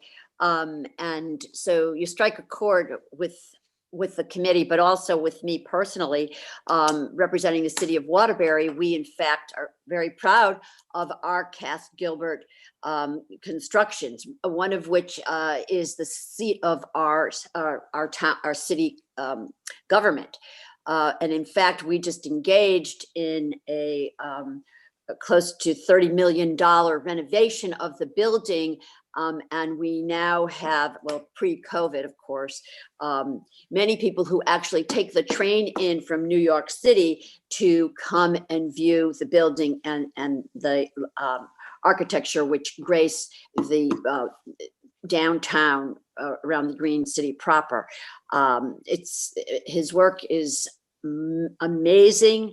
His signature use of marble and wrought iron is so unique and breathtaking. And I will tell you that even as I've traveled to places like Paris, which have the incredible and aged architecture, I feel like our Cass Gilbert buildings are equal to all of those very storied locations. So I get it, and that coupled with, the work that Frederick Olmsted did in conjunction, it was just, these are treasures that we must be incredible stewards of. And I appreciate your stewardship. My question is, so the Friends of Seaside, how long have you been in existence? Well, we're very new. So this was an idea that came about after several meetings that I had with people in the local community. And it was an opportunity to create a little nonprofit that's growing and growing. We have more people every day, in order to have a focus for the community, because there are so many disparate, agenda. And so I'm very proud of it. We incorporated a couple of years ago. We've received our not-for-profit status. We can accept donations, and we are, as I say, in the final stages of putting together a plan. And we were very pleased that the selectmen and the town planner and the superintendent of parks all have said to our board members, please come up with a plan. So that's what we're just now in the process of finalizing. And so the timing of this is in many ways perfect. But what we have to do, first of all, is defeat this bill, because the first thing we have to do is be sure that we've got time to present our plan and then begin to move forward with it. And I will say that you, in your town of Waterbury, have one of my very favorite Cass Gilbert buildings, and that's that town hall. It's simply extraordinary. I just absolutely love it. Yes, Helen, it's very special. We actually host a lot of weddings there, actually, because people. I'm not surprised. Yeah, people come and they just want to be in this gorgeous setting on these incredible marble stairs. And so it's something we're so proud of. And the renovation was, just a labor of love. Exquisite. Yeah. So anyhow, okay. So the Friends of Seaside is, a relatively new organization, and in putting the plan together, have you brought on a consultant? I mean, what level of plan are we talking about? Right now, we just have a consensus for the vision, and we will be working to get a landscape architect to draw it up for us, because I think until you have something on paper, you really aren't anywhere. I mean, we can listen to people, we can talk to people, we can have ideas, but that's our next step, is to get a drawing of the entire property, inclusive of the buildings, with what could be a vision that we would then want to start working toward. So you haven't put out an RFP or anything? Oh no, not yet. And Ted, can you just share with us generally what the timeline is that you're envisioning? Not really, because that will depend on who we can get to help us do that plan. And so we're not there. The answer is we're not there yet, but we will be soon. I mean, that's exactly what we're working on doing right now. I see. And so are you fundraising and that sort of thing in order Absolutely. Yeah. And so you indicated that the town officials have noted that you should put together a plan. So you have been in communication with the first selectman and the elected officials? Yes. Who then have offered up this bill kind of simultaneously. I'm trying to get my arms around. So specifically, I actually have not yet had an opportunity to have a discussion with Senator Formica. So that I hope will happen soon. But I did not know this plan with this bill was going to come up until it was announced. And so I just wish that there would be a way he could slow the process down and give us a chance to get off the ground. And so we could all work together to see this happen. I personally love to see local solutions. And those, by the way, are the ones that there's greatest ownership in, because people generally come together, have their fingerprints, work together, and that kind of thing. So I guess I'm understanding that, kind of contemporaneously with this, you're going to be reaching out to the public officials who have offered or proposed this bill. And that would be very important, because our windows are short in terms of, the committee work. And so we'd like to hear back from all of you collectively. So once again, we're not duplicating, being off in our own silos, and we come out with a collective, collaborative decision on this, in view of the fact that, quite frankly, as we heard today, and this committee has actually heard this previously, that this conversation has been going on for some time now. So I thank you, Helen, and it's so nice to meet you, via Zoom. And we are blessed with the incredible talent from your great grandfather. So anyway, I'm hoping to hear, collectively from all of the folks who are on somewhat different angles on this. Thank you, Madam Chair. Thank you, Madam Co-Chair. Any other questions from colleagues? Seeing none, Helen, thank you so much for being with us today. It was wonderful to meet you virtually. We really appreciate your testimony. Thank you. My pleasure. Next, we have Wynn Everts from ARC-CT.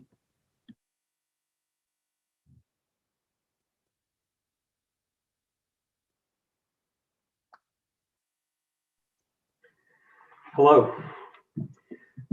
Senator Hartley, Representative Simmons, Senator Cohen, Representative Rochelle, Senator Martin, Representative Buckby, and other esteemed committee members. My name is Wynn Everts.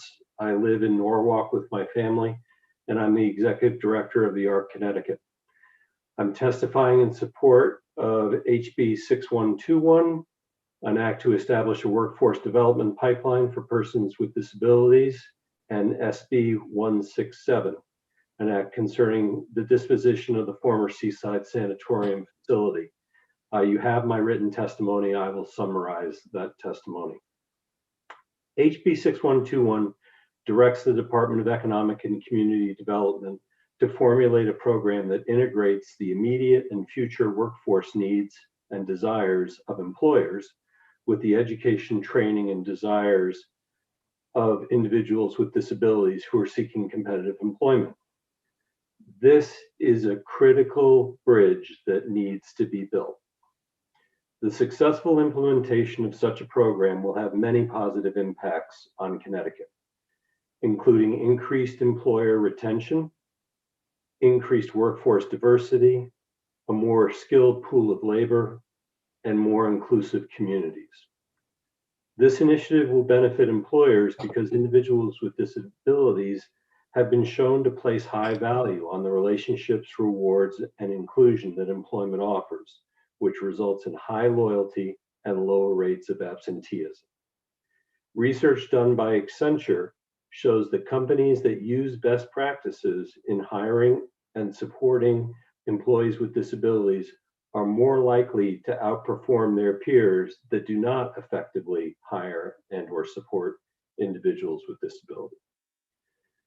For individuals with disability, having an information resource that enables them to thoughtfully plan their skill development and interview strategy based on clear requirements and job specifications for an identified workplace role really increases their chance of successfully gaining employment and living the life that they desire. On Senate Bill 167, the ARC has been an interested observer over the nearly 20-year journey of Seaside to a new use, because Seaside has been a potential source of funding for residential alternatives for individuals supported by the precursor of DDS, as outlined in state budget and statutes. In our view, the engagement of the Department of Economic and Community Development seems like an appropriate progression from regulatory fact-finding and assessment to implementation of a transition strategy from the state to the private sector, or to at least another use that the community supports. We are also, by the way, hopeful of maybe some employment opportunities for people with disabilities at the new use Seaside. Thank you very much for all that you do to improve the lives of all the people in Connecticut. Thank you. Thank you very much, Wynn, for your testimony and for all of your leadership and good work at the ARC of Connecticut. We so appreciate what you do and all you do to help individuals with intellectual and developmental disabilities. And I think your testimony and the points you make are very compelling, and echo what we heard before from the owners of Beans and Company about all the benefits, and not only it being the right thing to do to create a more inclusive and equitable workplace, but also the benefits to worker retention and to businesses and economic development overall. So yes, thank you for your testimony. And any questions from my colleagues?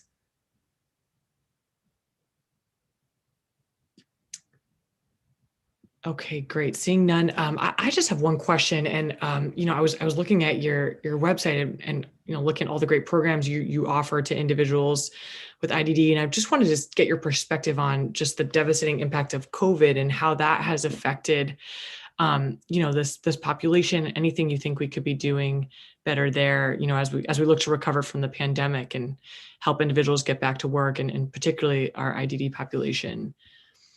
Well, thank you for that question.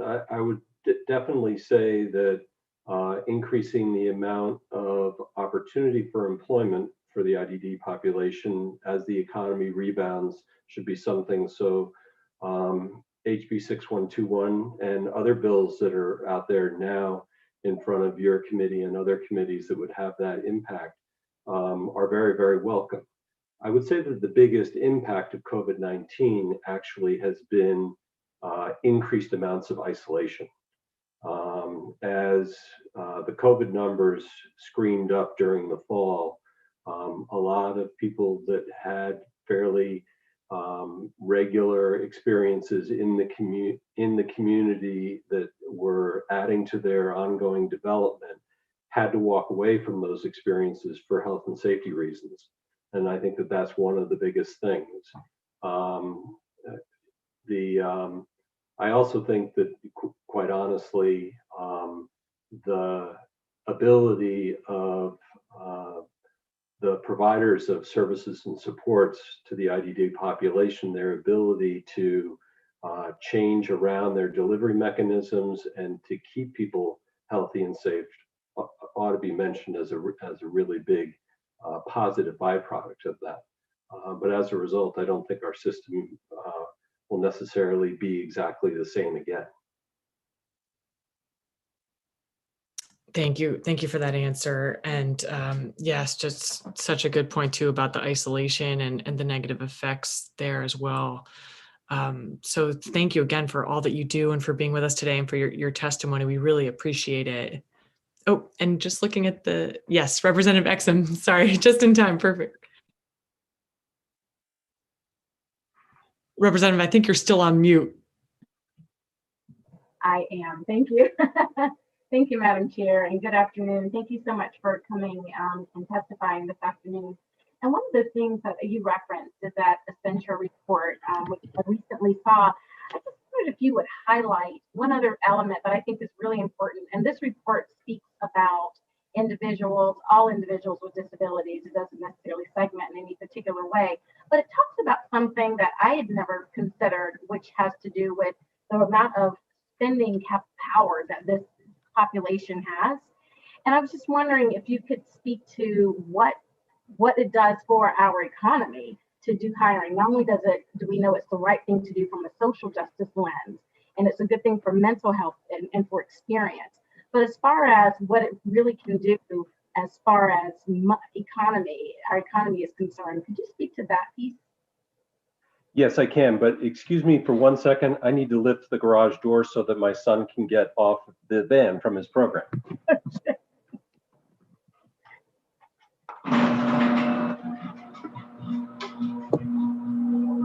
I'm sorry for that interruption, but I knew it was going to happen. So I think that economically speaking, to be able to develop greater independence through economic success is one of the things that we really need to be looking at. So this pipeline legislation is a really important part of trying to increase a robust dialogue between employers and the people that are looking for employment. And it's done in many other states. It's done very, very aggressively in the technology space. And you can look at the success that New York State has had in terms of bringing new employers into the state by doing a better job of categorizing the strength of its labor pool and then working to develop the strengths that it needs to address those larger employers. The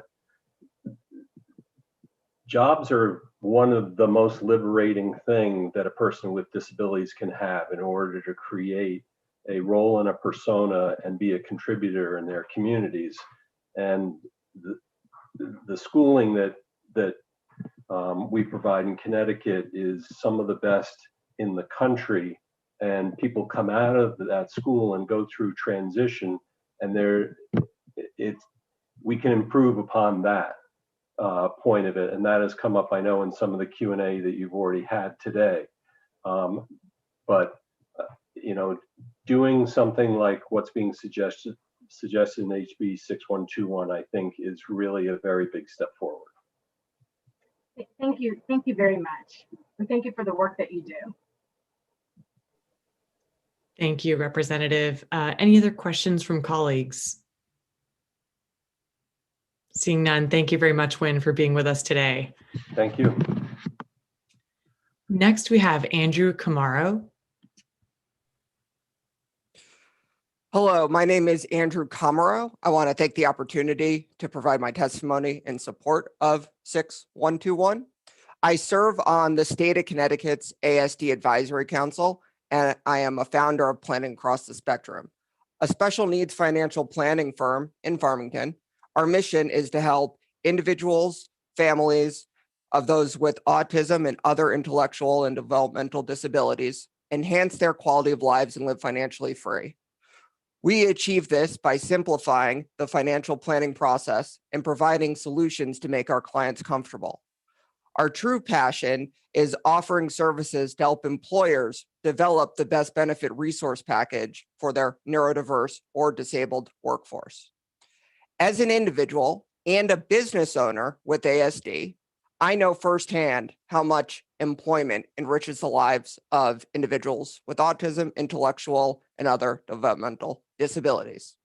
Over half of the employees at our company are on the autism spectrum. We hire these individuals not out of pity or to fulfill a diversity quota, but simply because they are the best possible candidates for the job. We look forward to more employers and companies seeing the value of individuals with autism and IDD with differences just as we do. With all that being said, I believe Ray's Bill 6121 only solves a part of the problem.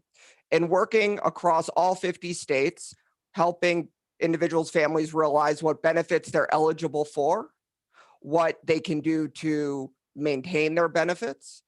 What I love about Connecticut is we have one of the best, if not the best, working disabled programs in the country called MedConnect. It is amazing and fantastic, and we should be celebrating how great we are for individuals who want to keep their Medicaid, their waiver, and work. You can have $2 million in a retirement account and make up to $75,000 a year and stay on Medicaid. And not enough people are taking advantage of that. So how do we, it's not in my mind so much about incentivizing the employers, because it doesn't matter how many employers are offering everyone jobs if the individuals will not take those jobs. I think it was Mark Anderson brought this up very well. And it's true, there's a value proposition. They're 25% more productive, but there is a fear about losing benefits and transportation. Sometimes it's a reality, sometimes it's a myth. I work with individuals and families to help try to solve both. I've advocated for ABLE accounts with Wynn and the ARC, helping hundreds of Connecticut residents open ABLE accounts, helping employers offer them. I was at Treasurer Wooden's announcement of the ABLE press conference, ABLE in Connecticut. And what I'd really like to see is some of the money that we would give towards employers to really find a good way to help not just educate the individuals and the employers about their benefits, but also to ensure those individuals that if they can't work, that they don't have to fight that they've been fighting for years to get those very valuable benefits. And that really holds so many people back. I talk to companies around the country that hire hundreds of people, 75% majority of their workforce is IDD. And they constantly tell me that they have people that they want to pay more, that they want to work more. Those individuals, whether it's the parents or the individuals, won't work more for fear of losing their benefits. So I think anything we do needs to be in conjunction with a education policy and really a value to Connecticut on how amazing we are for being able to work with a disability. We're probably one of the best in the country. And I'm not an optimist. I'll say that's probably the only thing we're best in the country. So I just want to leave that there. Great. Andrew, thank you very much for your testimony today. We really appreciate it. And thanks for your support for this important bill. First, want to open it up to my colleagues. Any questions? Seeing none. Andrew, I have one question, and thank you for sharing the insights you have from working with companies to put together benefit packages, and wanted to see if you had any ideas or advice on kind of best practices that you think we should be looking at to help encourage more companies to hire individuals with IDD or disabilities, and any pointers you have there that we could add to this legislation. So again, I think part of it should be education for the individuals themselves on what benefits they are, because that's the fear, that's the reason they're not taking the jobs. The employers don't know. And it's really, really complicated. I wish I didn't have to do that part of my job, right? I wish it wasn't so complicated. With that, also, there was a second part to that escaped me for a second.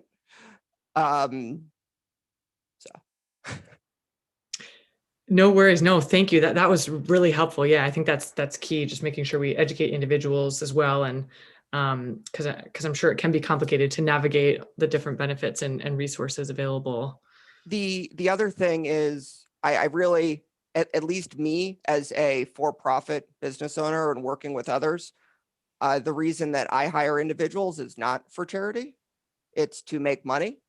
And I think that we should stop appealing to the businesses with a sense of charity. There is a business case to be had. Neurodiverse individuals, 25% more productive. They're more on time. They work better. They're good at tasks. There's so much research and data at why individuals with IDD have value beyond coffee shops and tech, right? And no offense to either of those, it's amazing, right? But there's so much value to be added. And when you look at the fact that individuals with IDD have a higher unemployment rate than individuals with other disabilities and physical disabilities, I feel that we need to make the business case to these businesses, and appealing to them as a charity, right? Or a social problem. That should be part of the mission, but that should not be the main part of the mission. Thank you for that answer. And I think that's a really valid point, and absolutely has overlap with what we heard from ARC CT and Beans and Company about all the benefits, absolutely, to businesses and our communities. So let me open it up. Any questions from colleagues? Okay, great. Seeing none. Andrew, thank you very much for your testimony and for being with us today. We really appreciate it. Thank you. Okay, next up we have Laura Danielle Lichtenberg. I'm sure I don't believe they are here. Okay, thank you, Madam Clerk. Next we have Bruce Dworak. Let's see here. Hey, hello, good afternoon, everyone. Madam Chair, Madam Co-Chair. You. Members of the Commerce Committee, thank you for having me this afternoon. So my name is Bruce Dworak. I'm a business owner here in Connecticut, manufacturing business. The sun in my eye here, excuse me. My company is Hobson & Motzer. We're a manufacturer of metal components. We're located in Durham. We also have a plant in Wallingford, so 100% in Connecticut. And I'm here representing the Connecticut Manufacturers Collaborative, which is a group of manufacturing trade associations that are all working together to advance kind of things that we all have in common among our diverse manufacturing members. And so I'm actually here to talk today a little bit about some of the tax credits that we have in the state, and Yeah, most of the manufacturers in the state are actually small businesses. The vast majority are what we call pass-through entities. I'm sure you're all familiar, S corps, LLCs, and so forth. And so we have a number of tax credits in the state. Actually, there was a report put out by the OLR just a few weeks ago, and they outlined them, and we kind of shared it amongst our group, and we're like, well, that's great, but pretty much all of those tax credits really can't be used by the smaller companies. They have to be C corps. And so we wanted to talk about possibly expanding those out. And one of the other things that you look at is, I think it probably makes sense. I mean, we were trying to use these credits to influence behavior and so forth. And if you want to encourage manufacturing, that probably makes sense from an economic standpoint, considering the quality of the jobs that we offer, and then the leverage of the manufacturing jobs, and then the other things that they create in the support industries and service industries and so forth. I think manufacturing has the highest lever of any profession, from what I understand. And so if you want to influence that decision making, there's probably a better chance of influencing a small entrepreneur, owner, manager through some of these credits than there is a large company CEO. So I think they could probably be more effective for the smaller businesses, but we cannot utilize them. So some of the ones specific to the manufacturing would be there's one that I saw in there for machinery and equipment, fixed capital, R&D would be another one. The one we kind of started out with was the apprenticeship tax credit. And there is actually a bill out that I'm here to speak in support of. So it's HB 6435. So that one's kind of already in the works to try and extend that apprenticeship tax credit out to the smaller businesses. And that's something that not only benefits the business, also the employees that are getting this additional training, and it defers some of that cost that we take to raise the skill of that individual, that they could then take and have those skills be portable to other industries. I'm actually a journeyman tool and die maker myself, so I've been through the state of Connecticut apprenticeship program many years ago. So I guess that's all I have. So again, thank you very much for having me and hearing on the issues. Thank you very much, Bruce. Thank you for your testimony today and for all your support and involvement in the Connecticut Manufacturing Collaborative, and for sharing your insights on these tax credits and the need to support manufacturing. And I'm wondering if you could share, I know you have a small manufacturing company based in Durham, right? Correct. I'd love to hear a little bit more about your business and how you've been doing amidst COVID, and anything else you want to share about your business and how you think benefits like this would help businesses like yours. Well, it's been a interesting year on a lot of different levels. Trying to keep the workforce safe, which we've been done a lot of obviously all the practices that the state of Connecticut mandates, and we've even gone above and beyond in a lot of areas to keep our workforce safe, and we've been very successful with that. Once we got all of our procedures going, we've had a lot of cases at our shop, but really no one has been exposed and then come down with it because of all the precautions that we're taking since the very beginning of the pandemic. So we've been successful in that aspect. So we do precision metal components. So we have a tool and die room. We build progressive dies. I don't know if you're familiar with that. It's kind of a means of mass producing precision little metal components with highly engineered systems. And then we add a lot of value through CNC machining, welding, and so forth. We primarily serve the medical device industry, so some of the largest medical device companies in the world. And actually, there's some very specific components that we make for endoscopic surgery, and we're probably the largest manufacturer in the world of some of those types of components. We also serve electrosurgery, some of the robotic surgery areas. And so although we're in the medical device supply chain, our area within medical device was really negatively impacted. So we had a downturn because of the elective surgeries, and they kind of expanded out. Elective surgeries then became non-emergency surgeries. So even cancer was being called elective. So you had a drastic downturn in the numbers of surgeries. So our customers kind of kept their lines going, but we had probably 20 to 25% downturn last year, and it's kind of leveled out at that plateau, and we're hoping for somewhat of an increase over the next coming weeks and months. And I'm trying to build new business as well as having just a rebound in our existing legacy product lines.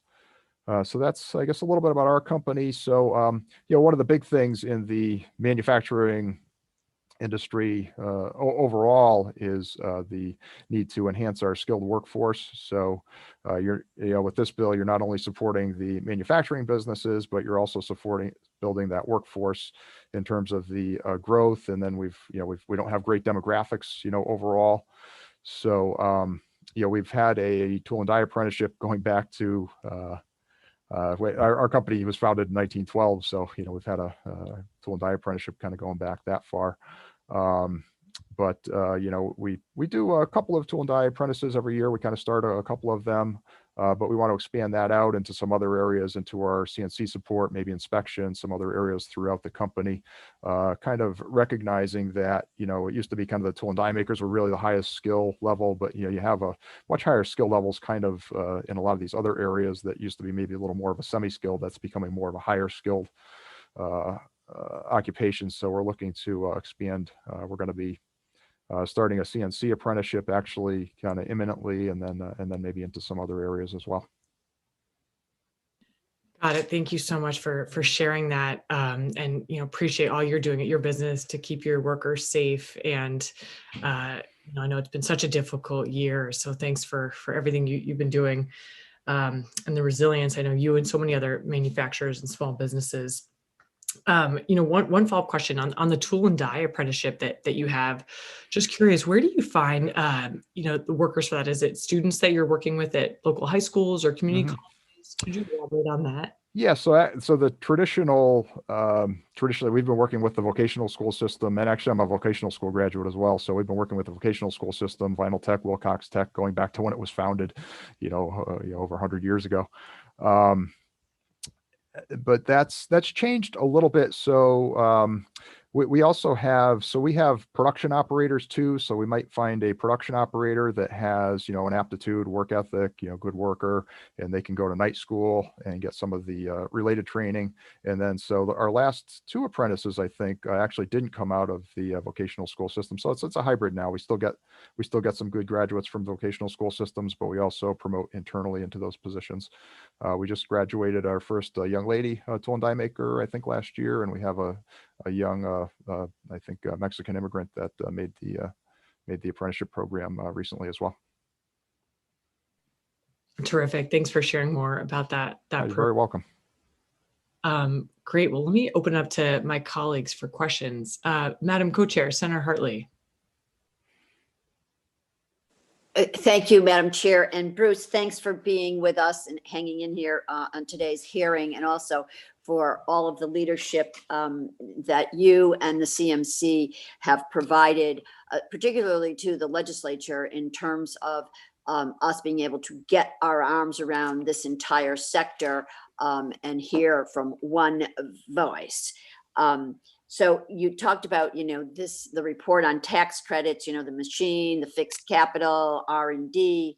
And so what we're faced with is trying to identify probably the most value added in what the proposal of this committee will put forth.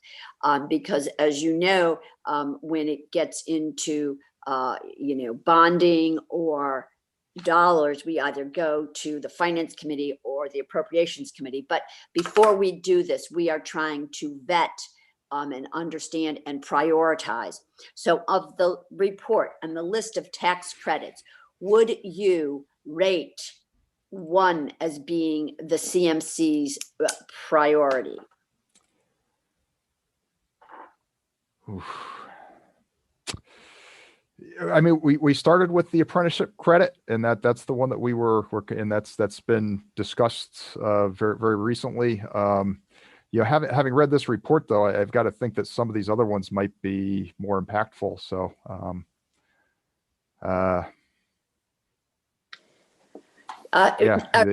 Is this a legislative report that you're referring to? The Office of Legislative Research, OLR? Yes, it COL. was, I think it was dated January 29th. I have it here, but it's not open. 2021. I believe that to be the case. Uh-huh. Okay. Yeah, so I understand that. And, it's kind of like, kids in a toy store or whatever, they love it all. But when you say I the one understand. thing, and so you say that perhaps some of the other tax credits might have greater return, because we in this committee have always, well, at least in the last couple of years, promoted and advanced the apprenticeship tax credit, recognizing that it's probably the one thing that the little guys can't access. And the way it's structured now, you can sell them off to certain entities, power companies and the like, but that never happens. So Right, yeah. the smaller people who can't avail themselves to a number of other kinds of incentives get really iced out. And so it was part of the thinking, and also the importance and value of apprenticeships. Yeah, so that's the one that we started with, and that's gained a lot of traction. And I believe it passed even a couple of years ago, and with an overwhelming majority, it got vetoed and it didn't end up getting signed into law. So that was kind of where we started. We just thought it would make sense to bring awareness to some of these other ones that are out there that are there for big companies, but not for small companies. And perhaps they'd be more effective in the small business realm. Okay, thank you. I'm not going to belabor this, but let me ask on another sector, and that is with regard to bonding requests. So once again, we are faced with very constrained opportunities, and we are trying to advance the one that has the greatest benefit and leveraging for the manufacturing industry. And so with that, we have heard, because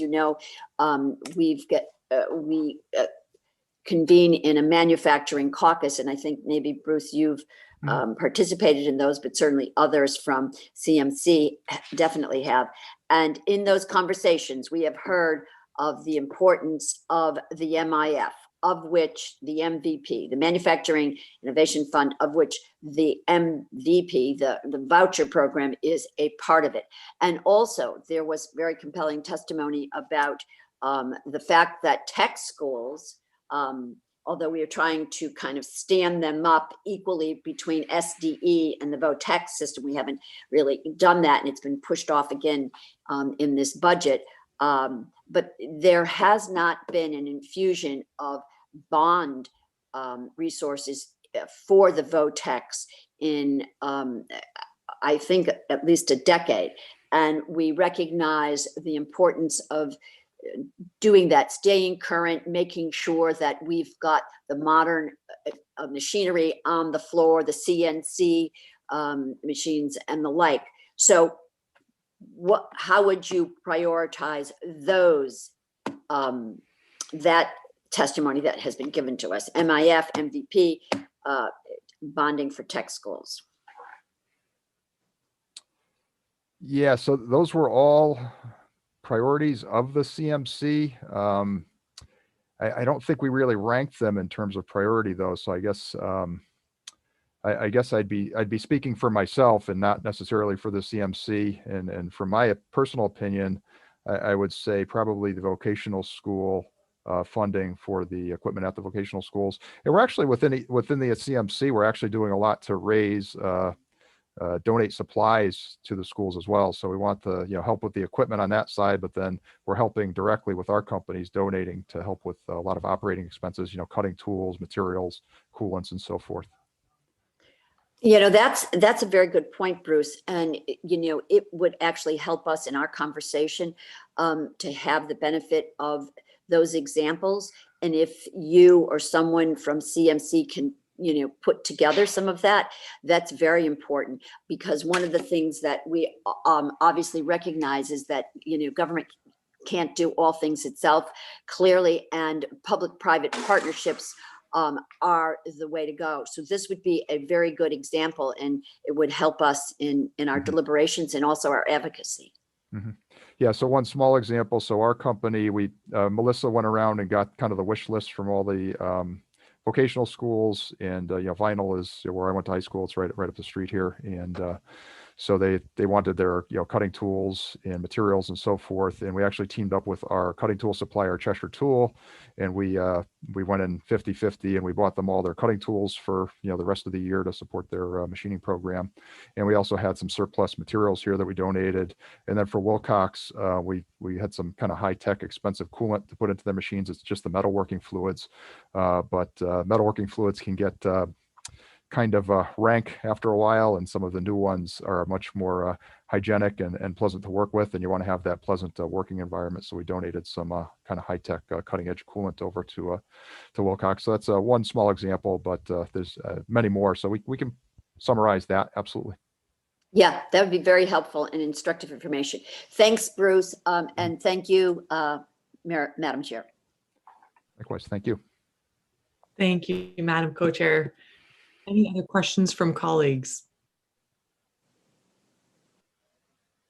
Seeing none, thank you very much, Bruce, for being with us today. We really appreciate it. Thank you very much. Have a good afternoon. You too. Next, we have Astria Hupfel.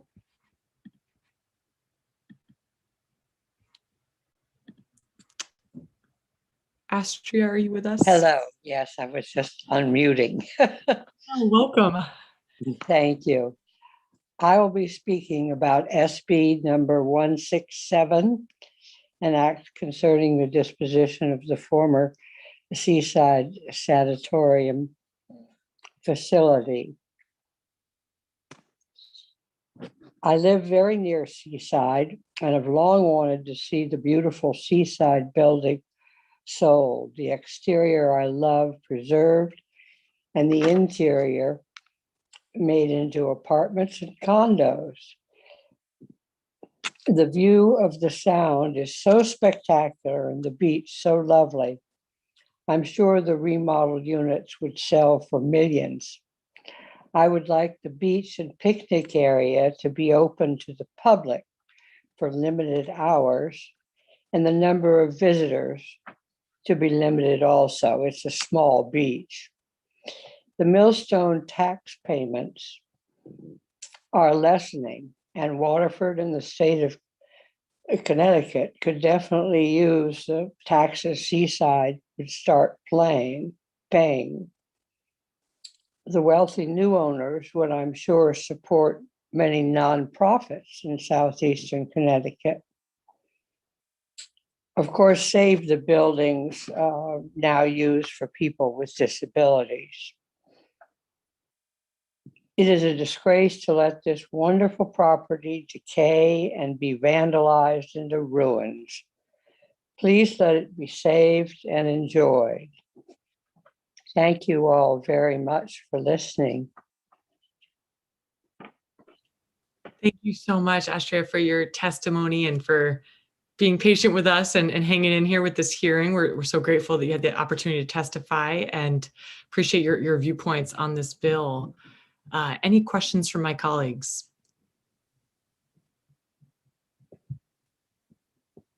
Okay, seeing none. Thank you so much, Astria. We appreciate your testimony and thank you for being with us today.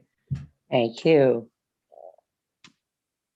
Next, we have Eric Hammerling from the Connecticut Forest and Park Association.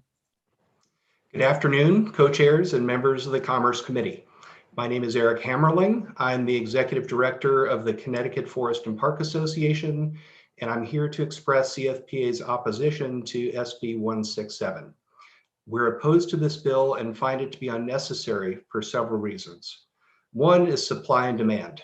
There's an extremely limited supply of public land that provides direct public access to Long Island Sound for all citizens. In fact, the beaches provided by state parks like Seaside together represent only about 2% of Connecticut's shoreline. And the demand for these shoreline parks is tremendous. Shoreline parks are the most attended of all state parks. And during the pandemic, attendance at parks and other outdoor attractions has been even higher.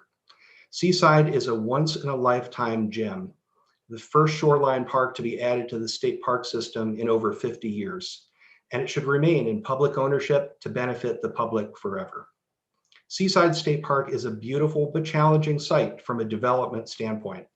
About half of the 32-acre property, including most of its existing buildings, is considered by FEMA to be within the 50-year flood zone. This likely makes buildings on the site more expensive to redevelop, rehabilitate, and fix when climate change-fueled storms inevitably hit. A public-private partnership would likely require state resources because of these challenges. If public resources are to be required, we must ensure that the public receives those benefits. As to who should make the decision about Seaside's future, it should be DEEP, who we entrust to care for state parks. We're troubled by the provision in SB 167 that injects DECD and another request for proposals into the mix. As you know, DEEP issued an RFP in 2018 after a master plan, extensive public input process, and environmental impact evaluation were conducted. All of the concepts for the future development of Seaside identified through this process are still on the table. Another RFP is unnecessary, would be a drain on limited state resources, and oversteps the administrative discretion of DEEP to manage the property on behalf of the entire public. DEEP can issue another RFP. DEEP can work with DECD on the future of the property, but DEEP shouldn't be compelled to take these actions by legislation. We are hopeful that the recent proposal from the Friends of Seaside State Park that you heard about earlier will help to move this issue forward. So we ask the committee to oppose SB 167 and allow the process of managing and developing Seaside State Park for the benefit of the entire public continue to play out under the guidance of DEEP. Thank you, and I'd be glad to respond to any questions you may have.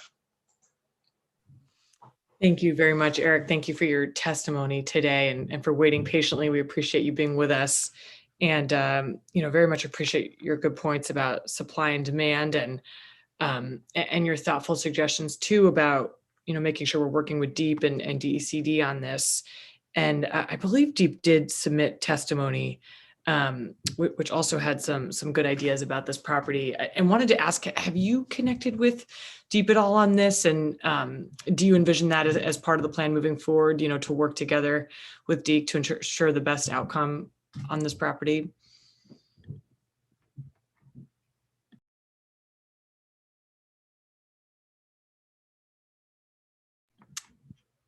Oh, Eric, did we lose you?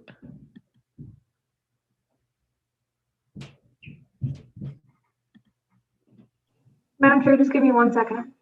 I think he's moving back. Here he is.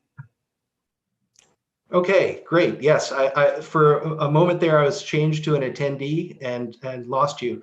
But yes, we have been speaking with DEEP about Seaside for several years. There are, as has been discussed a few times, lots of ideas for how the property can be developed.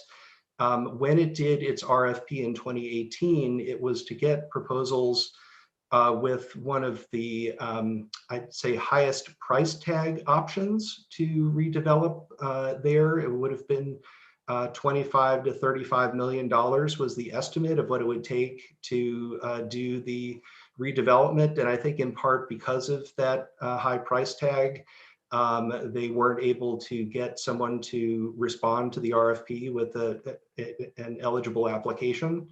But in the record of decision and the EIE, there were several other proposals for how the property might be developed effectively for much less cost to the state, which we would love to see those options be explored. Again, I don't think that it's necessary for there to be a bill requiring that DEEP do that. We understand that the advocates for SB 167 would like to make sure that the conversation continues, and we certainly do support that, but don't feel legislation is necessary. Got it. Very, very much appreciate your testimony today. And thanks for all you do for, Connecticut Forest and Park Association and all your support for forests and parks, especially right now when there's, so much demand from the public to make use of our beautiful public spaces and parks. I think those were all of the questions we had. Any questions from members? Okay, seeing none. Eric, thank you so much for being with us today, and we appreciate your testimony and viewpoints on this bill. Thanks so much. Thank you very much. Okay, next we have Shayna Wilson. I don't believe Shayna is present, Madam Chair, sorry. Okay, great. Thank you, Madam Clerk. Moving on, next we have Claire Nasrallah. Hi, good afternoon, members of the legislature, and thank you, Representative Exum, for this opportunity to express my support of HB 6121. My name is Claire Nasrallah, and I'm the mother of a 13-year-old with a disability. My daughter Faith is intellectually disabled and needs educational support. Abandoned at 3.5 pounds, she had a rough road until she was adopted at 6 months. Her abilities far outweigh her disabilities. She can navigate technology, cook, walk home by herself, and practice Taekwondo. She has a caring circle of friends and is totally accepted in her middle school. A friend told her mother, "I love Faith. She makes me a better person." We support Faith as she navigates public school and adds to her abilities, but her inability to read and write in 7th grade weighs on her fear about her future success in the workplace. As a school teacher, I've been advised a student with disabilities wouldn't be able to do some of my projects. I smile, thank the teachers for their advice, and then watch the students design websites, plan trips to foreign countries, and navigate complex programs. Everyone can succeed given the support and the chance to participate. Students today would find it strange not to include all their peers in learning opportunities. They will expect diversity in their workplace. Most of my able students have disabilities that are not valuable in the workplace. Inability to cooperate, not admitting mistakes, and not asking for help, to name a few.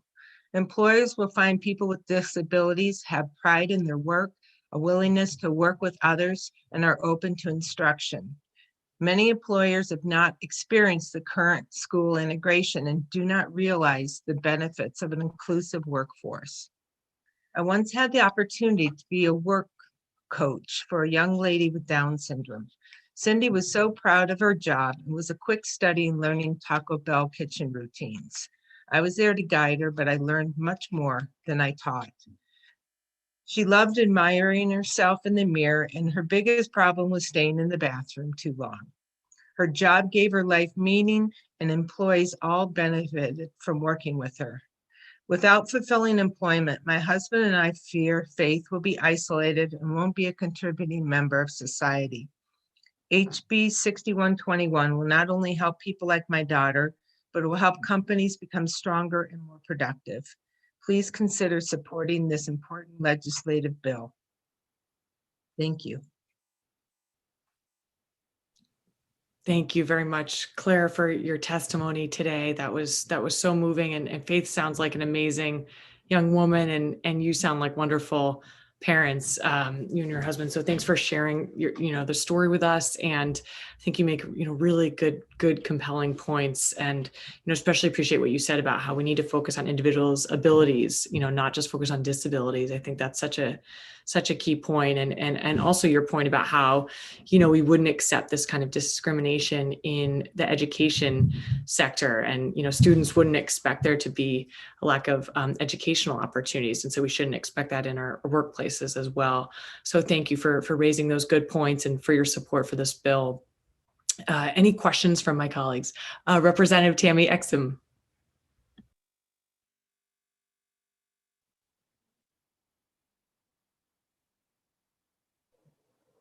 I'm sorry, I keep forgetting to unmute. Thank you, Madam Chair. Good afternoon. It's so nice to see you, Claire.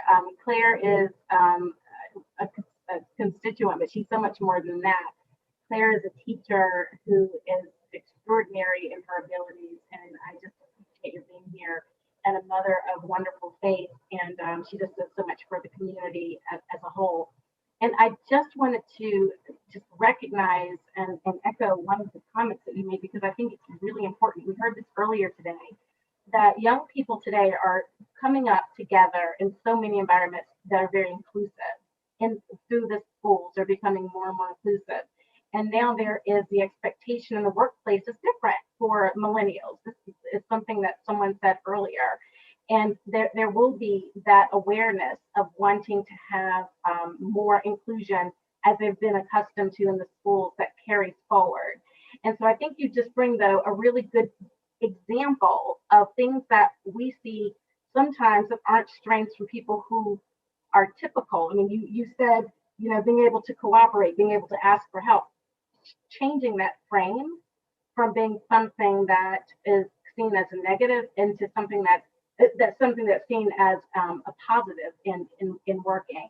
But I just would like for you to comment and give us ideas about what would be beneficial when thinking forward about faith in the workplace. If you could give us some ideas that you think would be helpful for us to know when we're looking at crafting this type of legislation.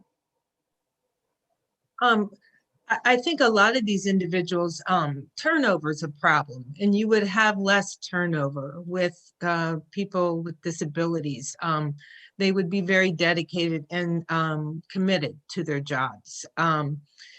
She learns very well from repetition, and then is willing to work independently, but she needs things explained easily. You know, I'm perplexed about, without being able to read or write, how much that will limit what she can do. But emotionally, she is not disabled, and she sometimes has more empathy and sympathy and compassion than a lot of her able peers.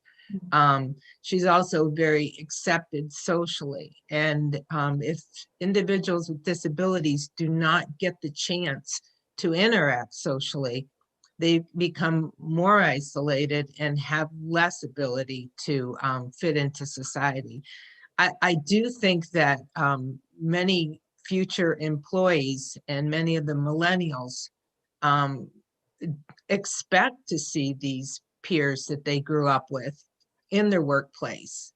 And I think it will customer service, but also in, you know, company image can be enhanced by showing that they're a place that accepts everybody.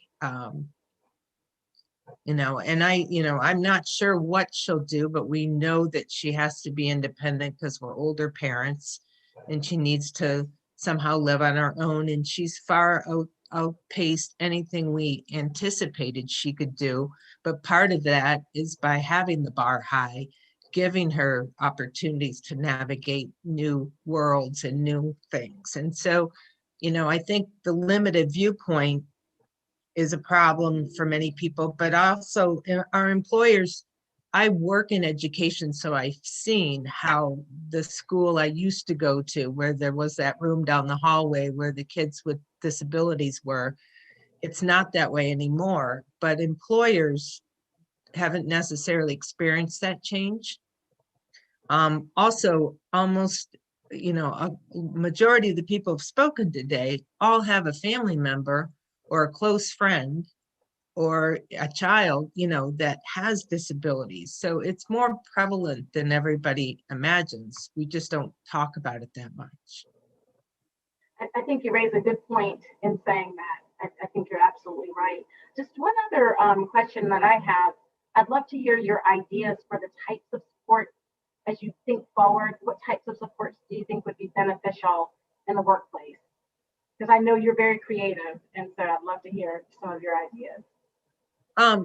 You know, the job coach position I took was when I was unemployed. And I think job coaches, I wasn't trained in any special training. I was asked to help a girl with Down syndrome adjust to a new job. I was there 3 weeks, and then she was on her own. So I think that that's an opportunity. I think there are tasks within a business that don't take a lot of skills. complex skills or university degrees, and that if we could look at those kind of opportunities. I know the whole financial issue is going to be tough to navigate. So I think that employers need to understand a little bit about the financial issues involved in hiring somebody, and that limited hours might be necessary to hold on to benefits.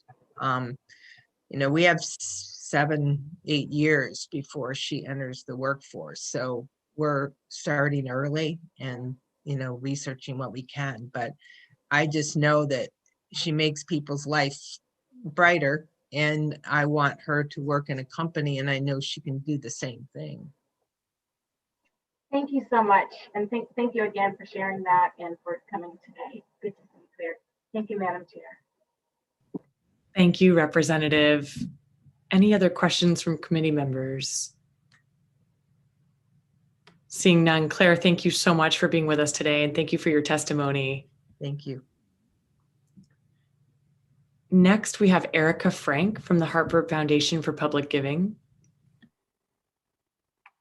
Good afternoon, Senator Hartley, Representative Simmons, Senator Martin, Representative Buckby, and distinguished members of the Commerce Committee. My name is Erica Frank, and I'm a Senior Community Impact Officer at the Hartford Foundation for Public Giving, the community foundation for the greater Hartford region. I appreciate this opportunity to testify in support of House Bill 5481, an act establishing a grant program for women and minority-owned businesses. As part of our efforts to dismantle structural racism and improve economic mobility for residents, we seek to promote job creation by increasing access to capital and other supports for Black and Latinx small business owners and entrepreneurs. We've seen that the structure of many relief programs has made it more difficult for these very small neighborhood businesses owned by persons of color to have access. These businesses often lack close ties to the mainstream banking system, and many need hands-on technical guidance, translation, or other supports to complete application processes. In May of 2020, the Hartford Foundation partnered with the City of Hartford, Capital for Change, and HEDCO to provide an initial $1.25 million in emergency grant assistance to Hartford businesses with revenues under $500,000. Demand for the program was high, with close to 250 applications received in the first day. 72% of awarded businesses were led by people of color, and 48% were owned by women. We've seen that grant capital, as opposed to debt, levels the playing field for those small businesses that may not qualify for loans due to a lack of credit history, lack of access to equity, and those that are already fully leveraged. A unique aspect of this program was its inclusion of neighborhood-level technical assistance providers. TA providers went so far as to go door to door down the city's major commercial corridors, helping business owners find and scan documents and complete the application questions. We have found that even small amounts of grant capital have made a large impact on sustainability. While the maximum grant size was capped at $10,000, actual grants awarded averaged a little over 7,700.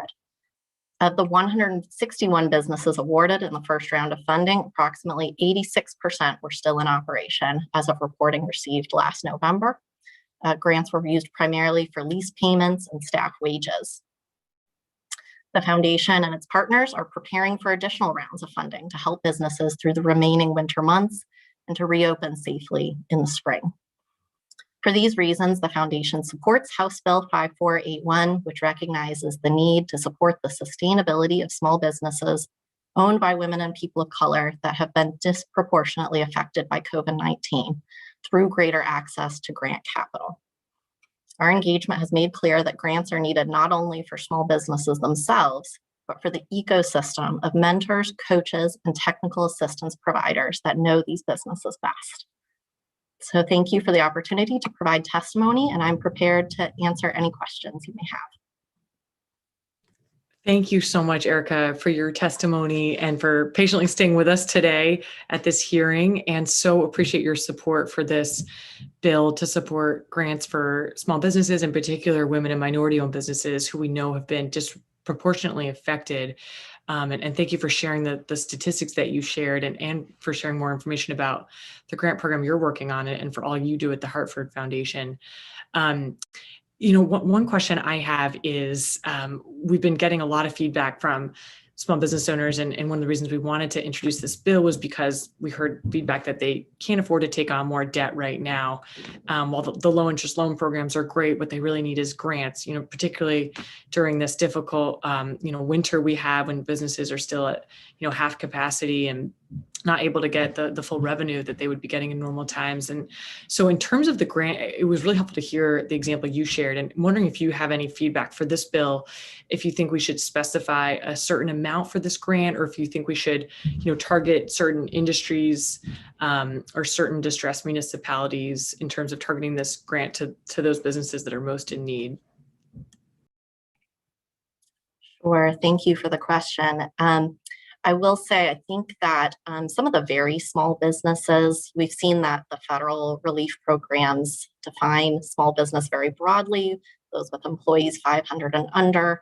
And really the small businesses, at least in the neighborhoods in Hartford, often have 25 employees and under, which is why we really targeted our grant program to those businesses with revenue under 500,000. So we're really targeting those small businesses where a small amount of grant capital can make a very big difference. We did find that there are several industries that are harder hit than others. Certainly your brick and mortar businesses, retail and food service, but also childcare, home childcare providers. And we can certainly provide some more data on exactly the industries that we saw the highest demand for. But I think what we definitely saw is that in this emergency period, businesses have already taken out the loans that they may be eligible for. And so if we want them to survive, particularly small businesses owned by women and people of color that already have been affected by structural barriers affecting their access to capital, providing grants, at least during this emergency period, is the most effective way to lead to long-term sustainability. We are hearing from our community development financial institution partners, CDFIs, about plans looking at sort of low interest debt for recovery. But we aren't yet at that period yet. So at this time, we do still see the need for emergency grant support being the highest priority. Got it. Thank you so much for that helpful answer. And you're so right on the mark that there were already structural barriers to accessing capital for women and minority-owned businesses even prior to the pandemic. And then just looking at how hard they've been hit during this pandemic makes it all the more critical. And especially, as you said, the childcare industry, when so many of them have had to shut down, and the importance of supporting that industry. So thank you so much for that answer. And with that, I want to open up to any other questions. Representative Stephanie Thomas. Hi, thank you, Madam Chair. I had to stand up. Thank you. Obviously, this is an important topic. I've spoken with so many business owners who first, even with the federal programs, had a lot of barriers to accessing those, especially the first draw of the PPP.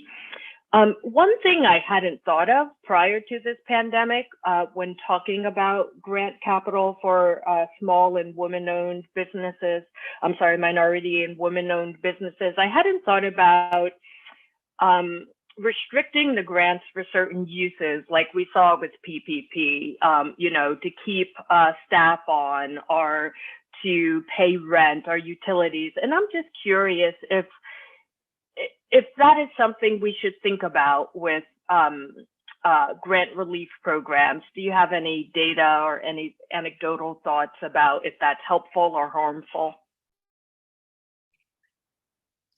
Sure. So I can share that we did ask the businesses that applied for the program what their greatest need was, and really saw our program as filling the gaps in other relief. I will share, I have the data in front of me that we did ask them at the back end how they spent the money And about 30% of the dollars were spent on staff wages, another 30% on lease expenses, another 15% on utilities, 10% on vendor payments, and 15% on other expenses. But I do think we will continue to be flexible, because as we look at funding for reopening costs, we would see that that might flip to sort of the hard costs or minor capital improvements needed in order to facilitate reopening with social distancing. It might be getting inventory back in stock so that they can reopen effectively. And so we are continuing to be flexible in the administration of our grant program. Thank you for that data. I appreciate it. Thank you, Madam Chair. Thank you, Representative Thomas. Any other questions? Oh, Madam Co-Chair, Senator Hartley. Thank you, Madam Chair. Yeah, Erica, thanks for being with us. Really important subject and proposal. We have heard anecdotally or otherwise that in particularly small business, but women and minority-owned businesses are not necessarily plugged into the application process, the internet, having that as a resource, and therefore were kind of additionally left out. Can you comment about the outreach to this particular cohort? We had, for example, a informational hearing with the Small Business Association, who walked us through their panoply of programs, and then we got some information through that session that there were, this is in urban areas, people who clearly did not get the information, did not connect on this. Is this a real issue? And whatever we're talking about, does that have to be factored in? Thank you. I think that's a great question, and outreach, I think, is a critical component when you want to look at supporting very small neighborhood businesses owned by people of color and women. And I do think it's something that we tried to do particularly well. And there is really, and I know more so in Hartford, but I'm sure throughout the state, a robust network of technical assistance providers. They may be merchants associations that focus on a specific street or neighborhood. We have several in Hartford. We also have the Chamber of Commerce, and also our CDFI community. So we did, prior to launching our application, have the 8 to 10 small technical assistance providers that know businesses on the ground. We had them see the application ahead of time, answer any questions that they had, and really prepare them. They already had lists of those businesses they knew in their communities and their neighborhoods that could benefit from this program and that were struggling. So we really did all that we could to give a leg up to those that might not hear about these programs otherwise. And as I said in my original testimony, to the point where we had technical assistance providers going up and down major corridors, knocking on doors and asking business owners if they knew about the program and what they needed to get in an application. And a lot of times that included translation services. It included scanning documents for them if there wasn't that access to technology, and helping them interpret questions and provide the responses that we needed.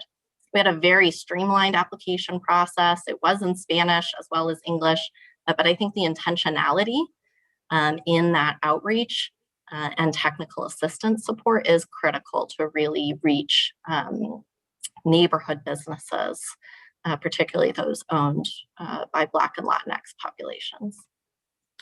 So, Erica, thank you for that descriptive answer about the technical assistance. So we were also informed that, so short of a particular community having a listing of their small businesses, which maybe a chamber has, or, you know, that the Secretary of State's office business listing is doesn't quite have that reach and isn't updated. Do you have any comment on that? I don't.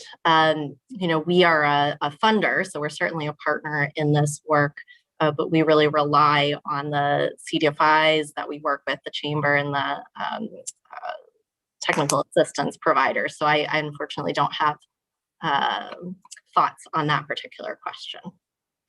Yeah, because I'm wondering how we have a compilation of all of these businesses, you know, other than doing this kind of one-off, if you will, knocking on doors, you know. I mean, short of the Secretary of State, I mean, you have to register your business.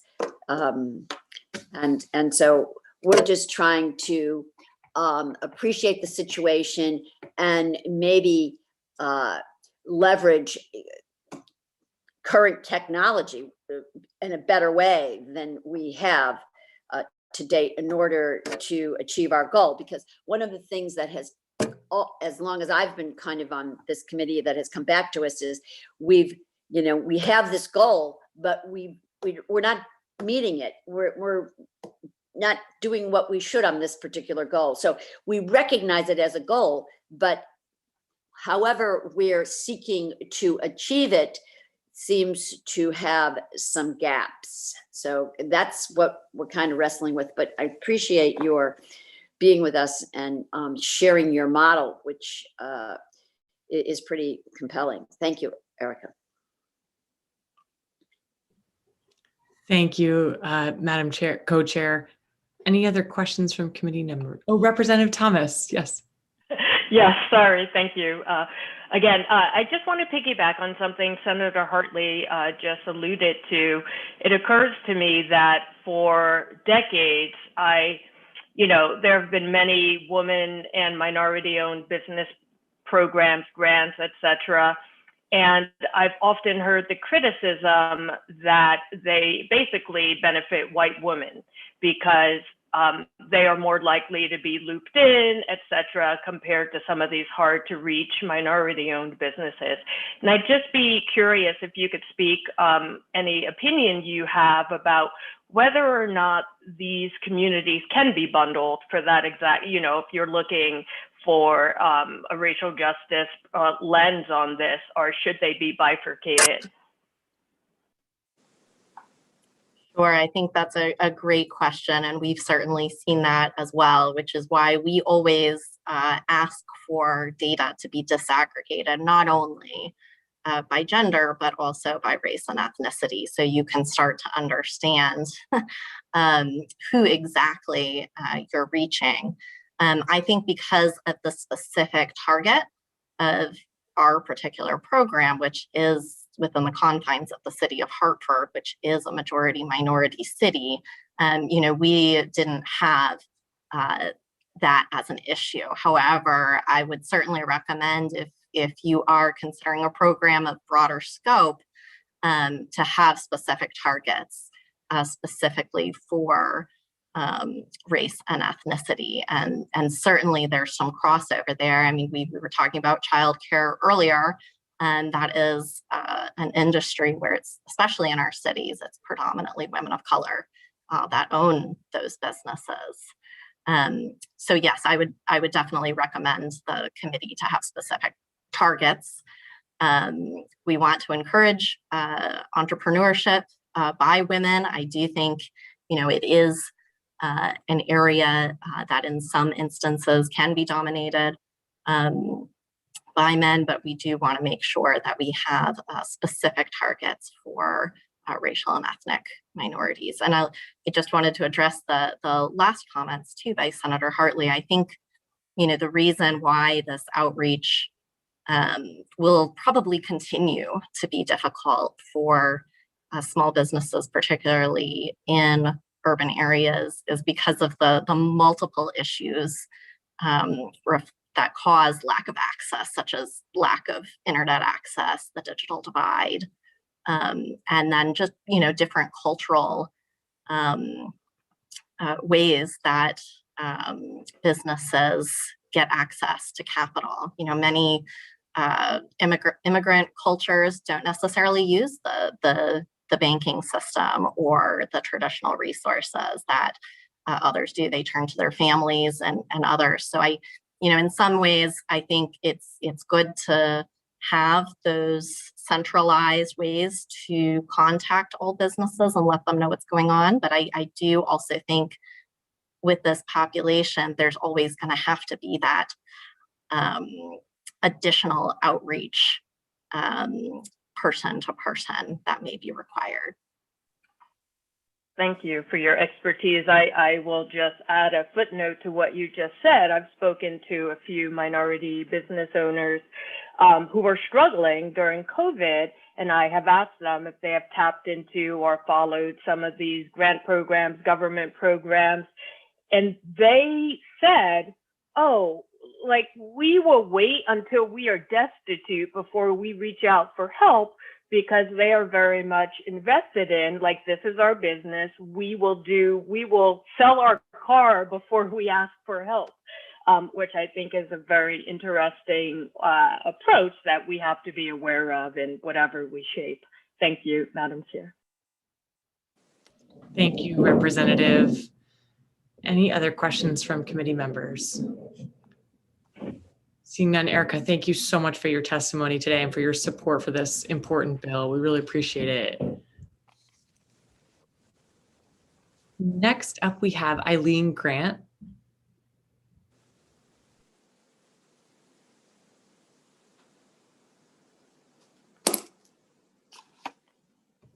Eileen, are you still with us?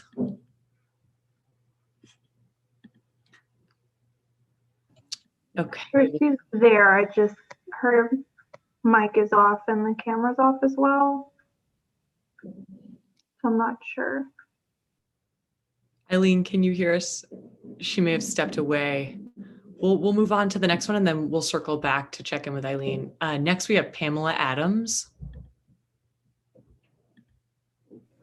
No Pamela.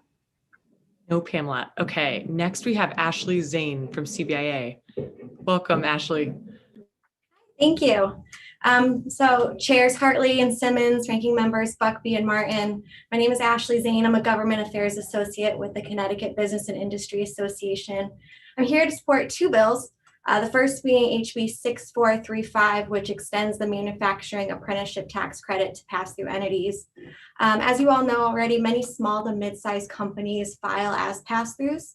And we actually took a look at our membership and saw that over 400 manufacturing companies file this way.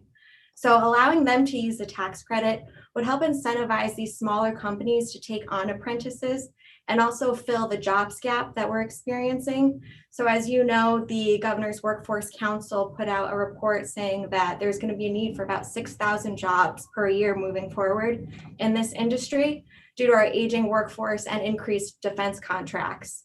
So we're very supportive of this, especially as we start to reskill and scale up the current manufacturing sector.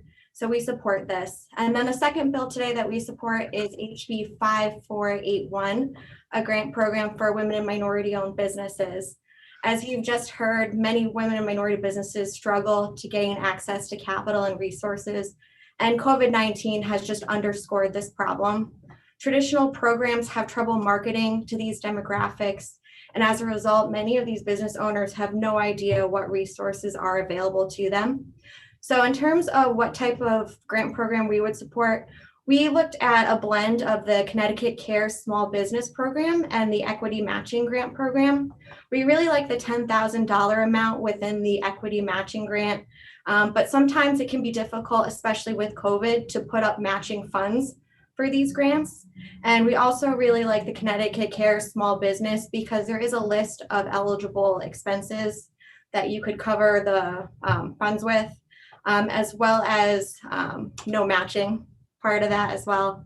And we also support what the Women's Business Development Council did, which was leverage funds from other companies like Traveler and Webster Bank in order to fund the equity matching grant. So we would like to see DECD work with other partners in the future to try to fund these programs. So with that said, we strongly support both of these bills and look forward to working with you, and more than happy to answer any questions. Thank you very much, Ashley, for your testimony and for patiently waiting with us today to testify, and very much appreciate your support for both of these bills. And thank you too for specifying on the manufacturing bill that 400 companies would be eligible since they're classified as pass-throughs. I think that's a really important point, that we do have so many of those small manufacturers in our state that would benefit, particularly at this time when there's going to be a need for those jobs, as you mentioned. And then, on the grant program for women and minority-owned businesses, appreciate your ideas on how to best structure it. And you wanted to see too, I know that you through CBIA, conduct surveys and have a network of businesses within your organization. And, per the points before about how important outreach is, if once we hopefully get this launched, if you would be able to help disseminate this information to small businesses in your network, we would love to partner with you on that. Yeah, CBIA would love to get involved because outreach is one of the biggest issues that these two demographics face. And we have 6% of our businesses are women owned and about 2% are minority owned businesses as they self-report. So anything that we can do to help the community, CBIA would definitely be supportive of. Great, thank you so much. Let me see if there's any questions from my colleagues. Senator Hartley.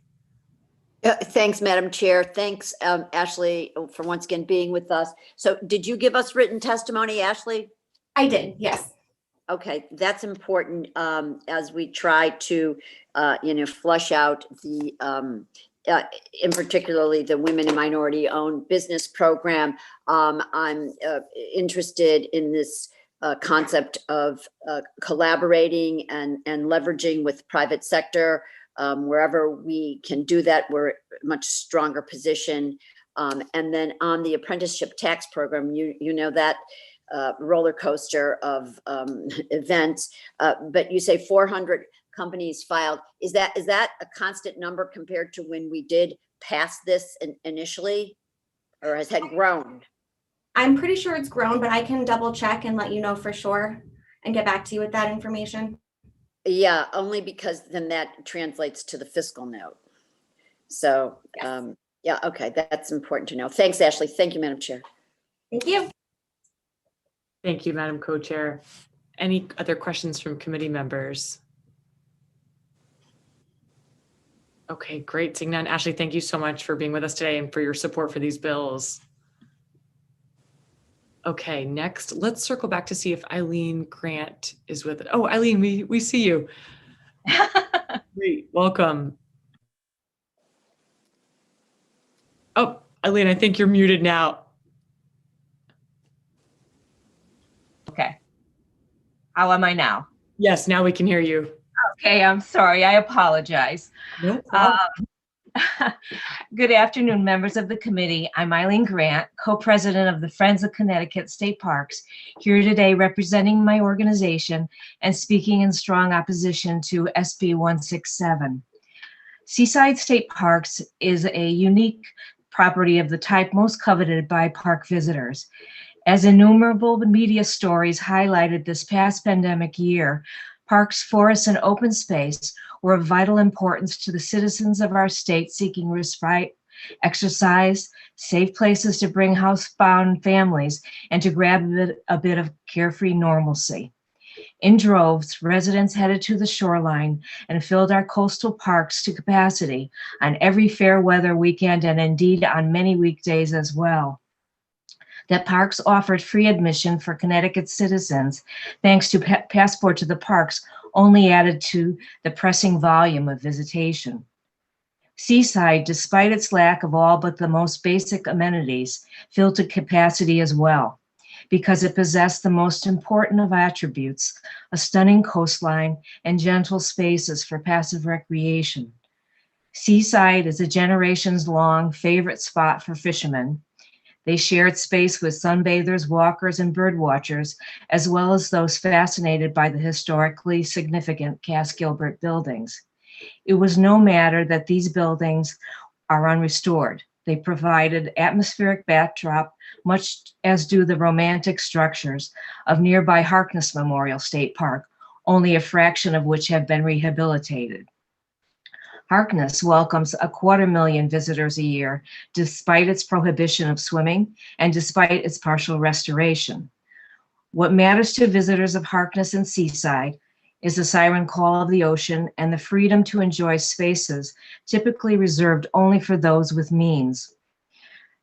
The state park system controls a mere 7 miles of 323 along the Connecticut coast, but every inch of those precious 7 miles belong in equal part to every person in the state. 3.5 million people could or can make these 7 miles a bit congested. So it is certainly critically important that we hang on to every coastal acre already in the public trust, maintain open access and a full suite of recreational activity. A ribbon of public beach fronting a private resort, hotel, or high-priced condominium complex is neither desirable or equitable. Connecticut does not need yet another beautiful exclusionary venue for the wealthy. We desperately need more places where ordinary people of more limited means may come and be welcome to roam freely and joyfully in places that they own and that they are vested in protecting for all time. It is not necessary to restore the historic buildings in the near future in order for the public to utilize this special place. Please dismiss SB 167 and allow the State Parks Division to plan the best future for Seaside State Park without interference. Please do not entertain self-interested attempts to remove this irreplaceable property from the public trust. Thank you, and I'd be happy to answer any questions. Thank you very much, Eileen, for your testimony and for patiently waiting with us today to testify. Wanted to open up to any questions from my colleagues. Seeing no questions, thank you so much for your testimony. We really appreciate you being with us. Thank you, Eileen. You're welcome. Okay, next we have Shannon Null.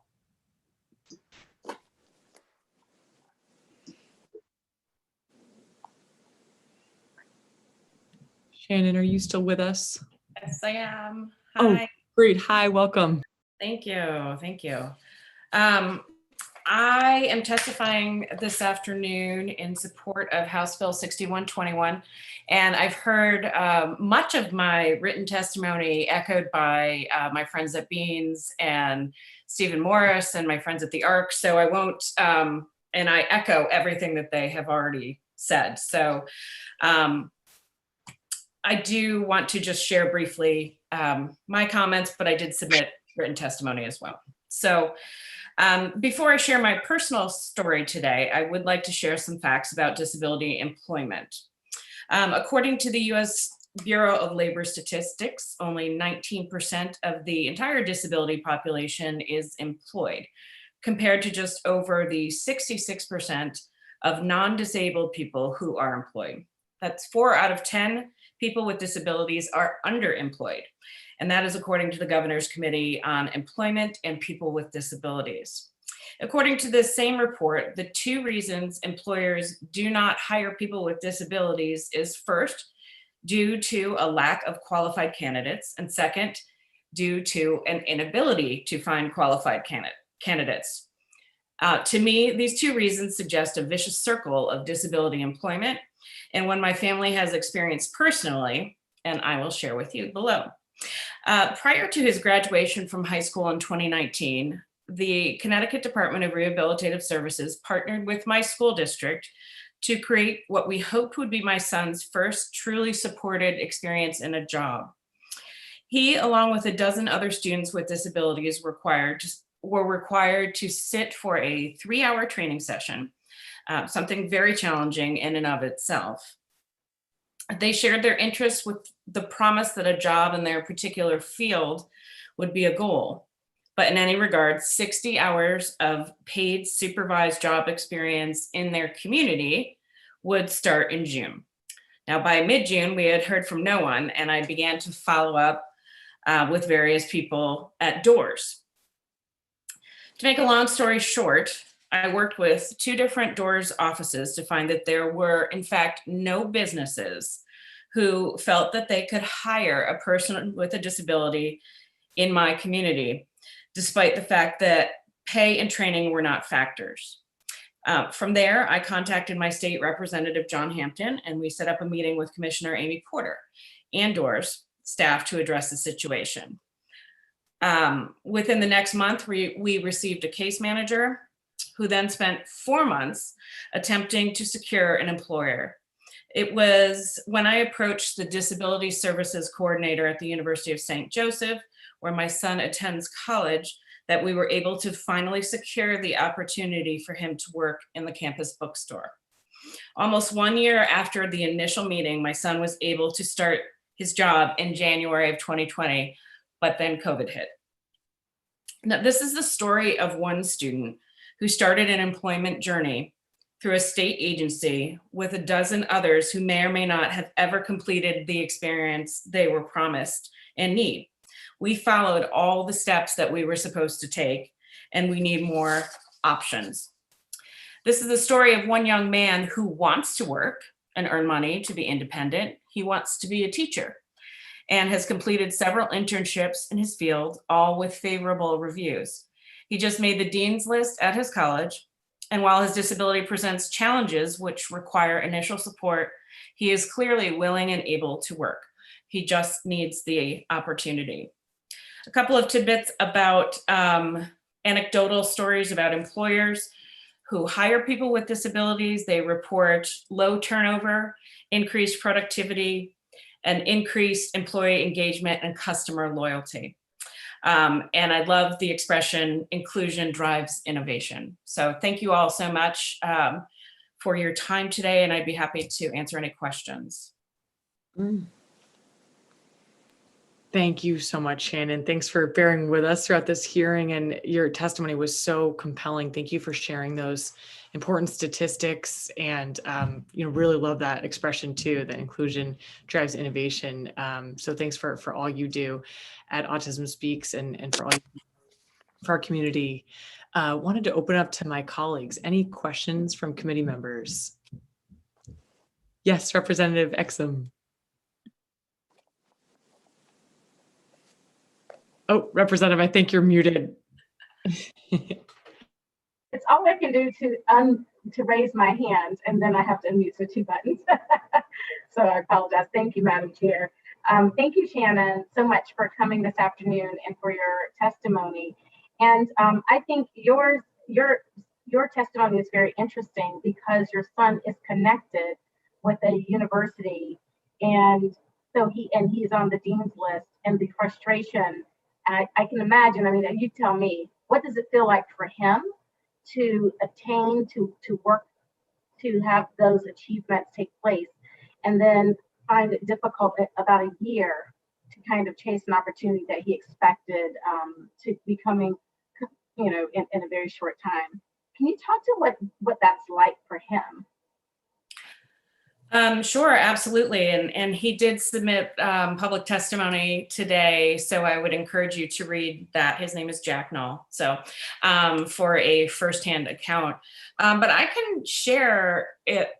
He has been, I would say, in a state of despair, which is only exacerbated by COVID, honestly, because he, again, as I said before, is following the steps that he's been told he needs to take in order to gain employment.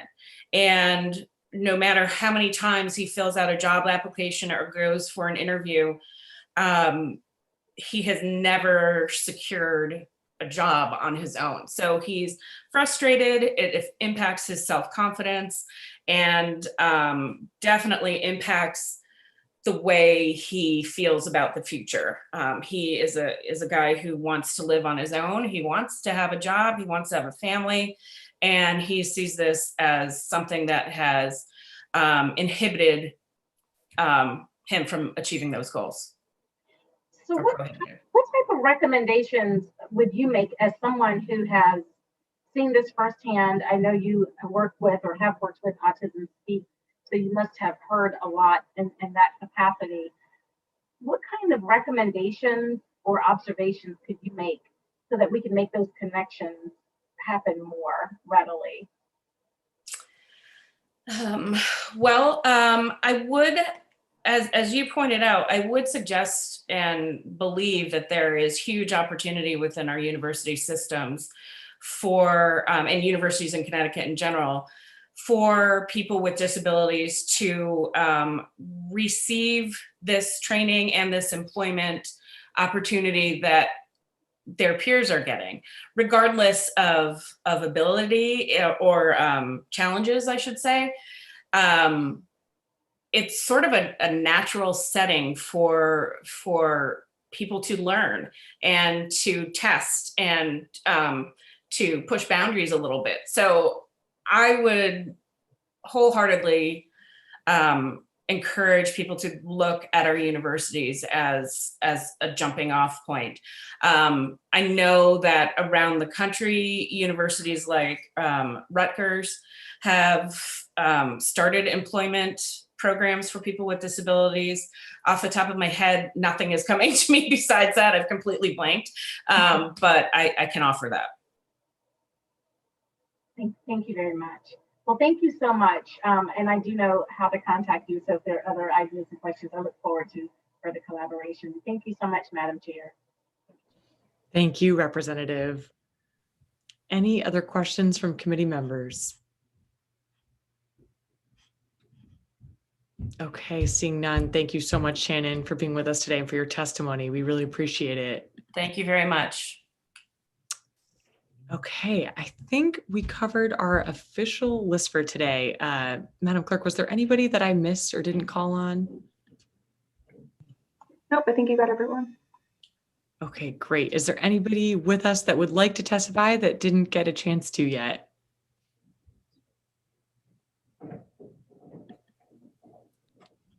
Okay, great. Well, thank you so much to all of our committee members and all the members of the public for joining us today for this important discussion. And with that, we will conclude our commerce hearing today. Thank you. Great job, Madam Chair. Thank you, everyone. Take care. Good night. Thank you. Take care. Thank you, Madam Chair.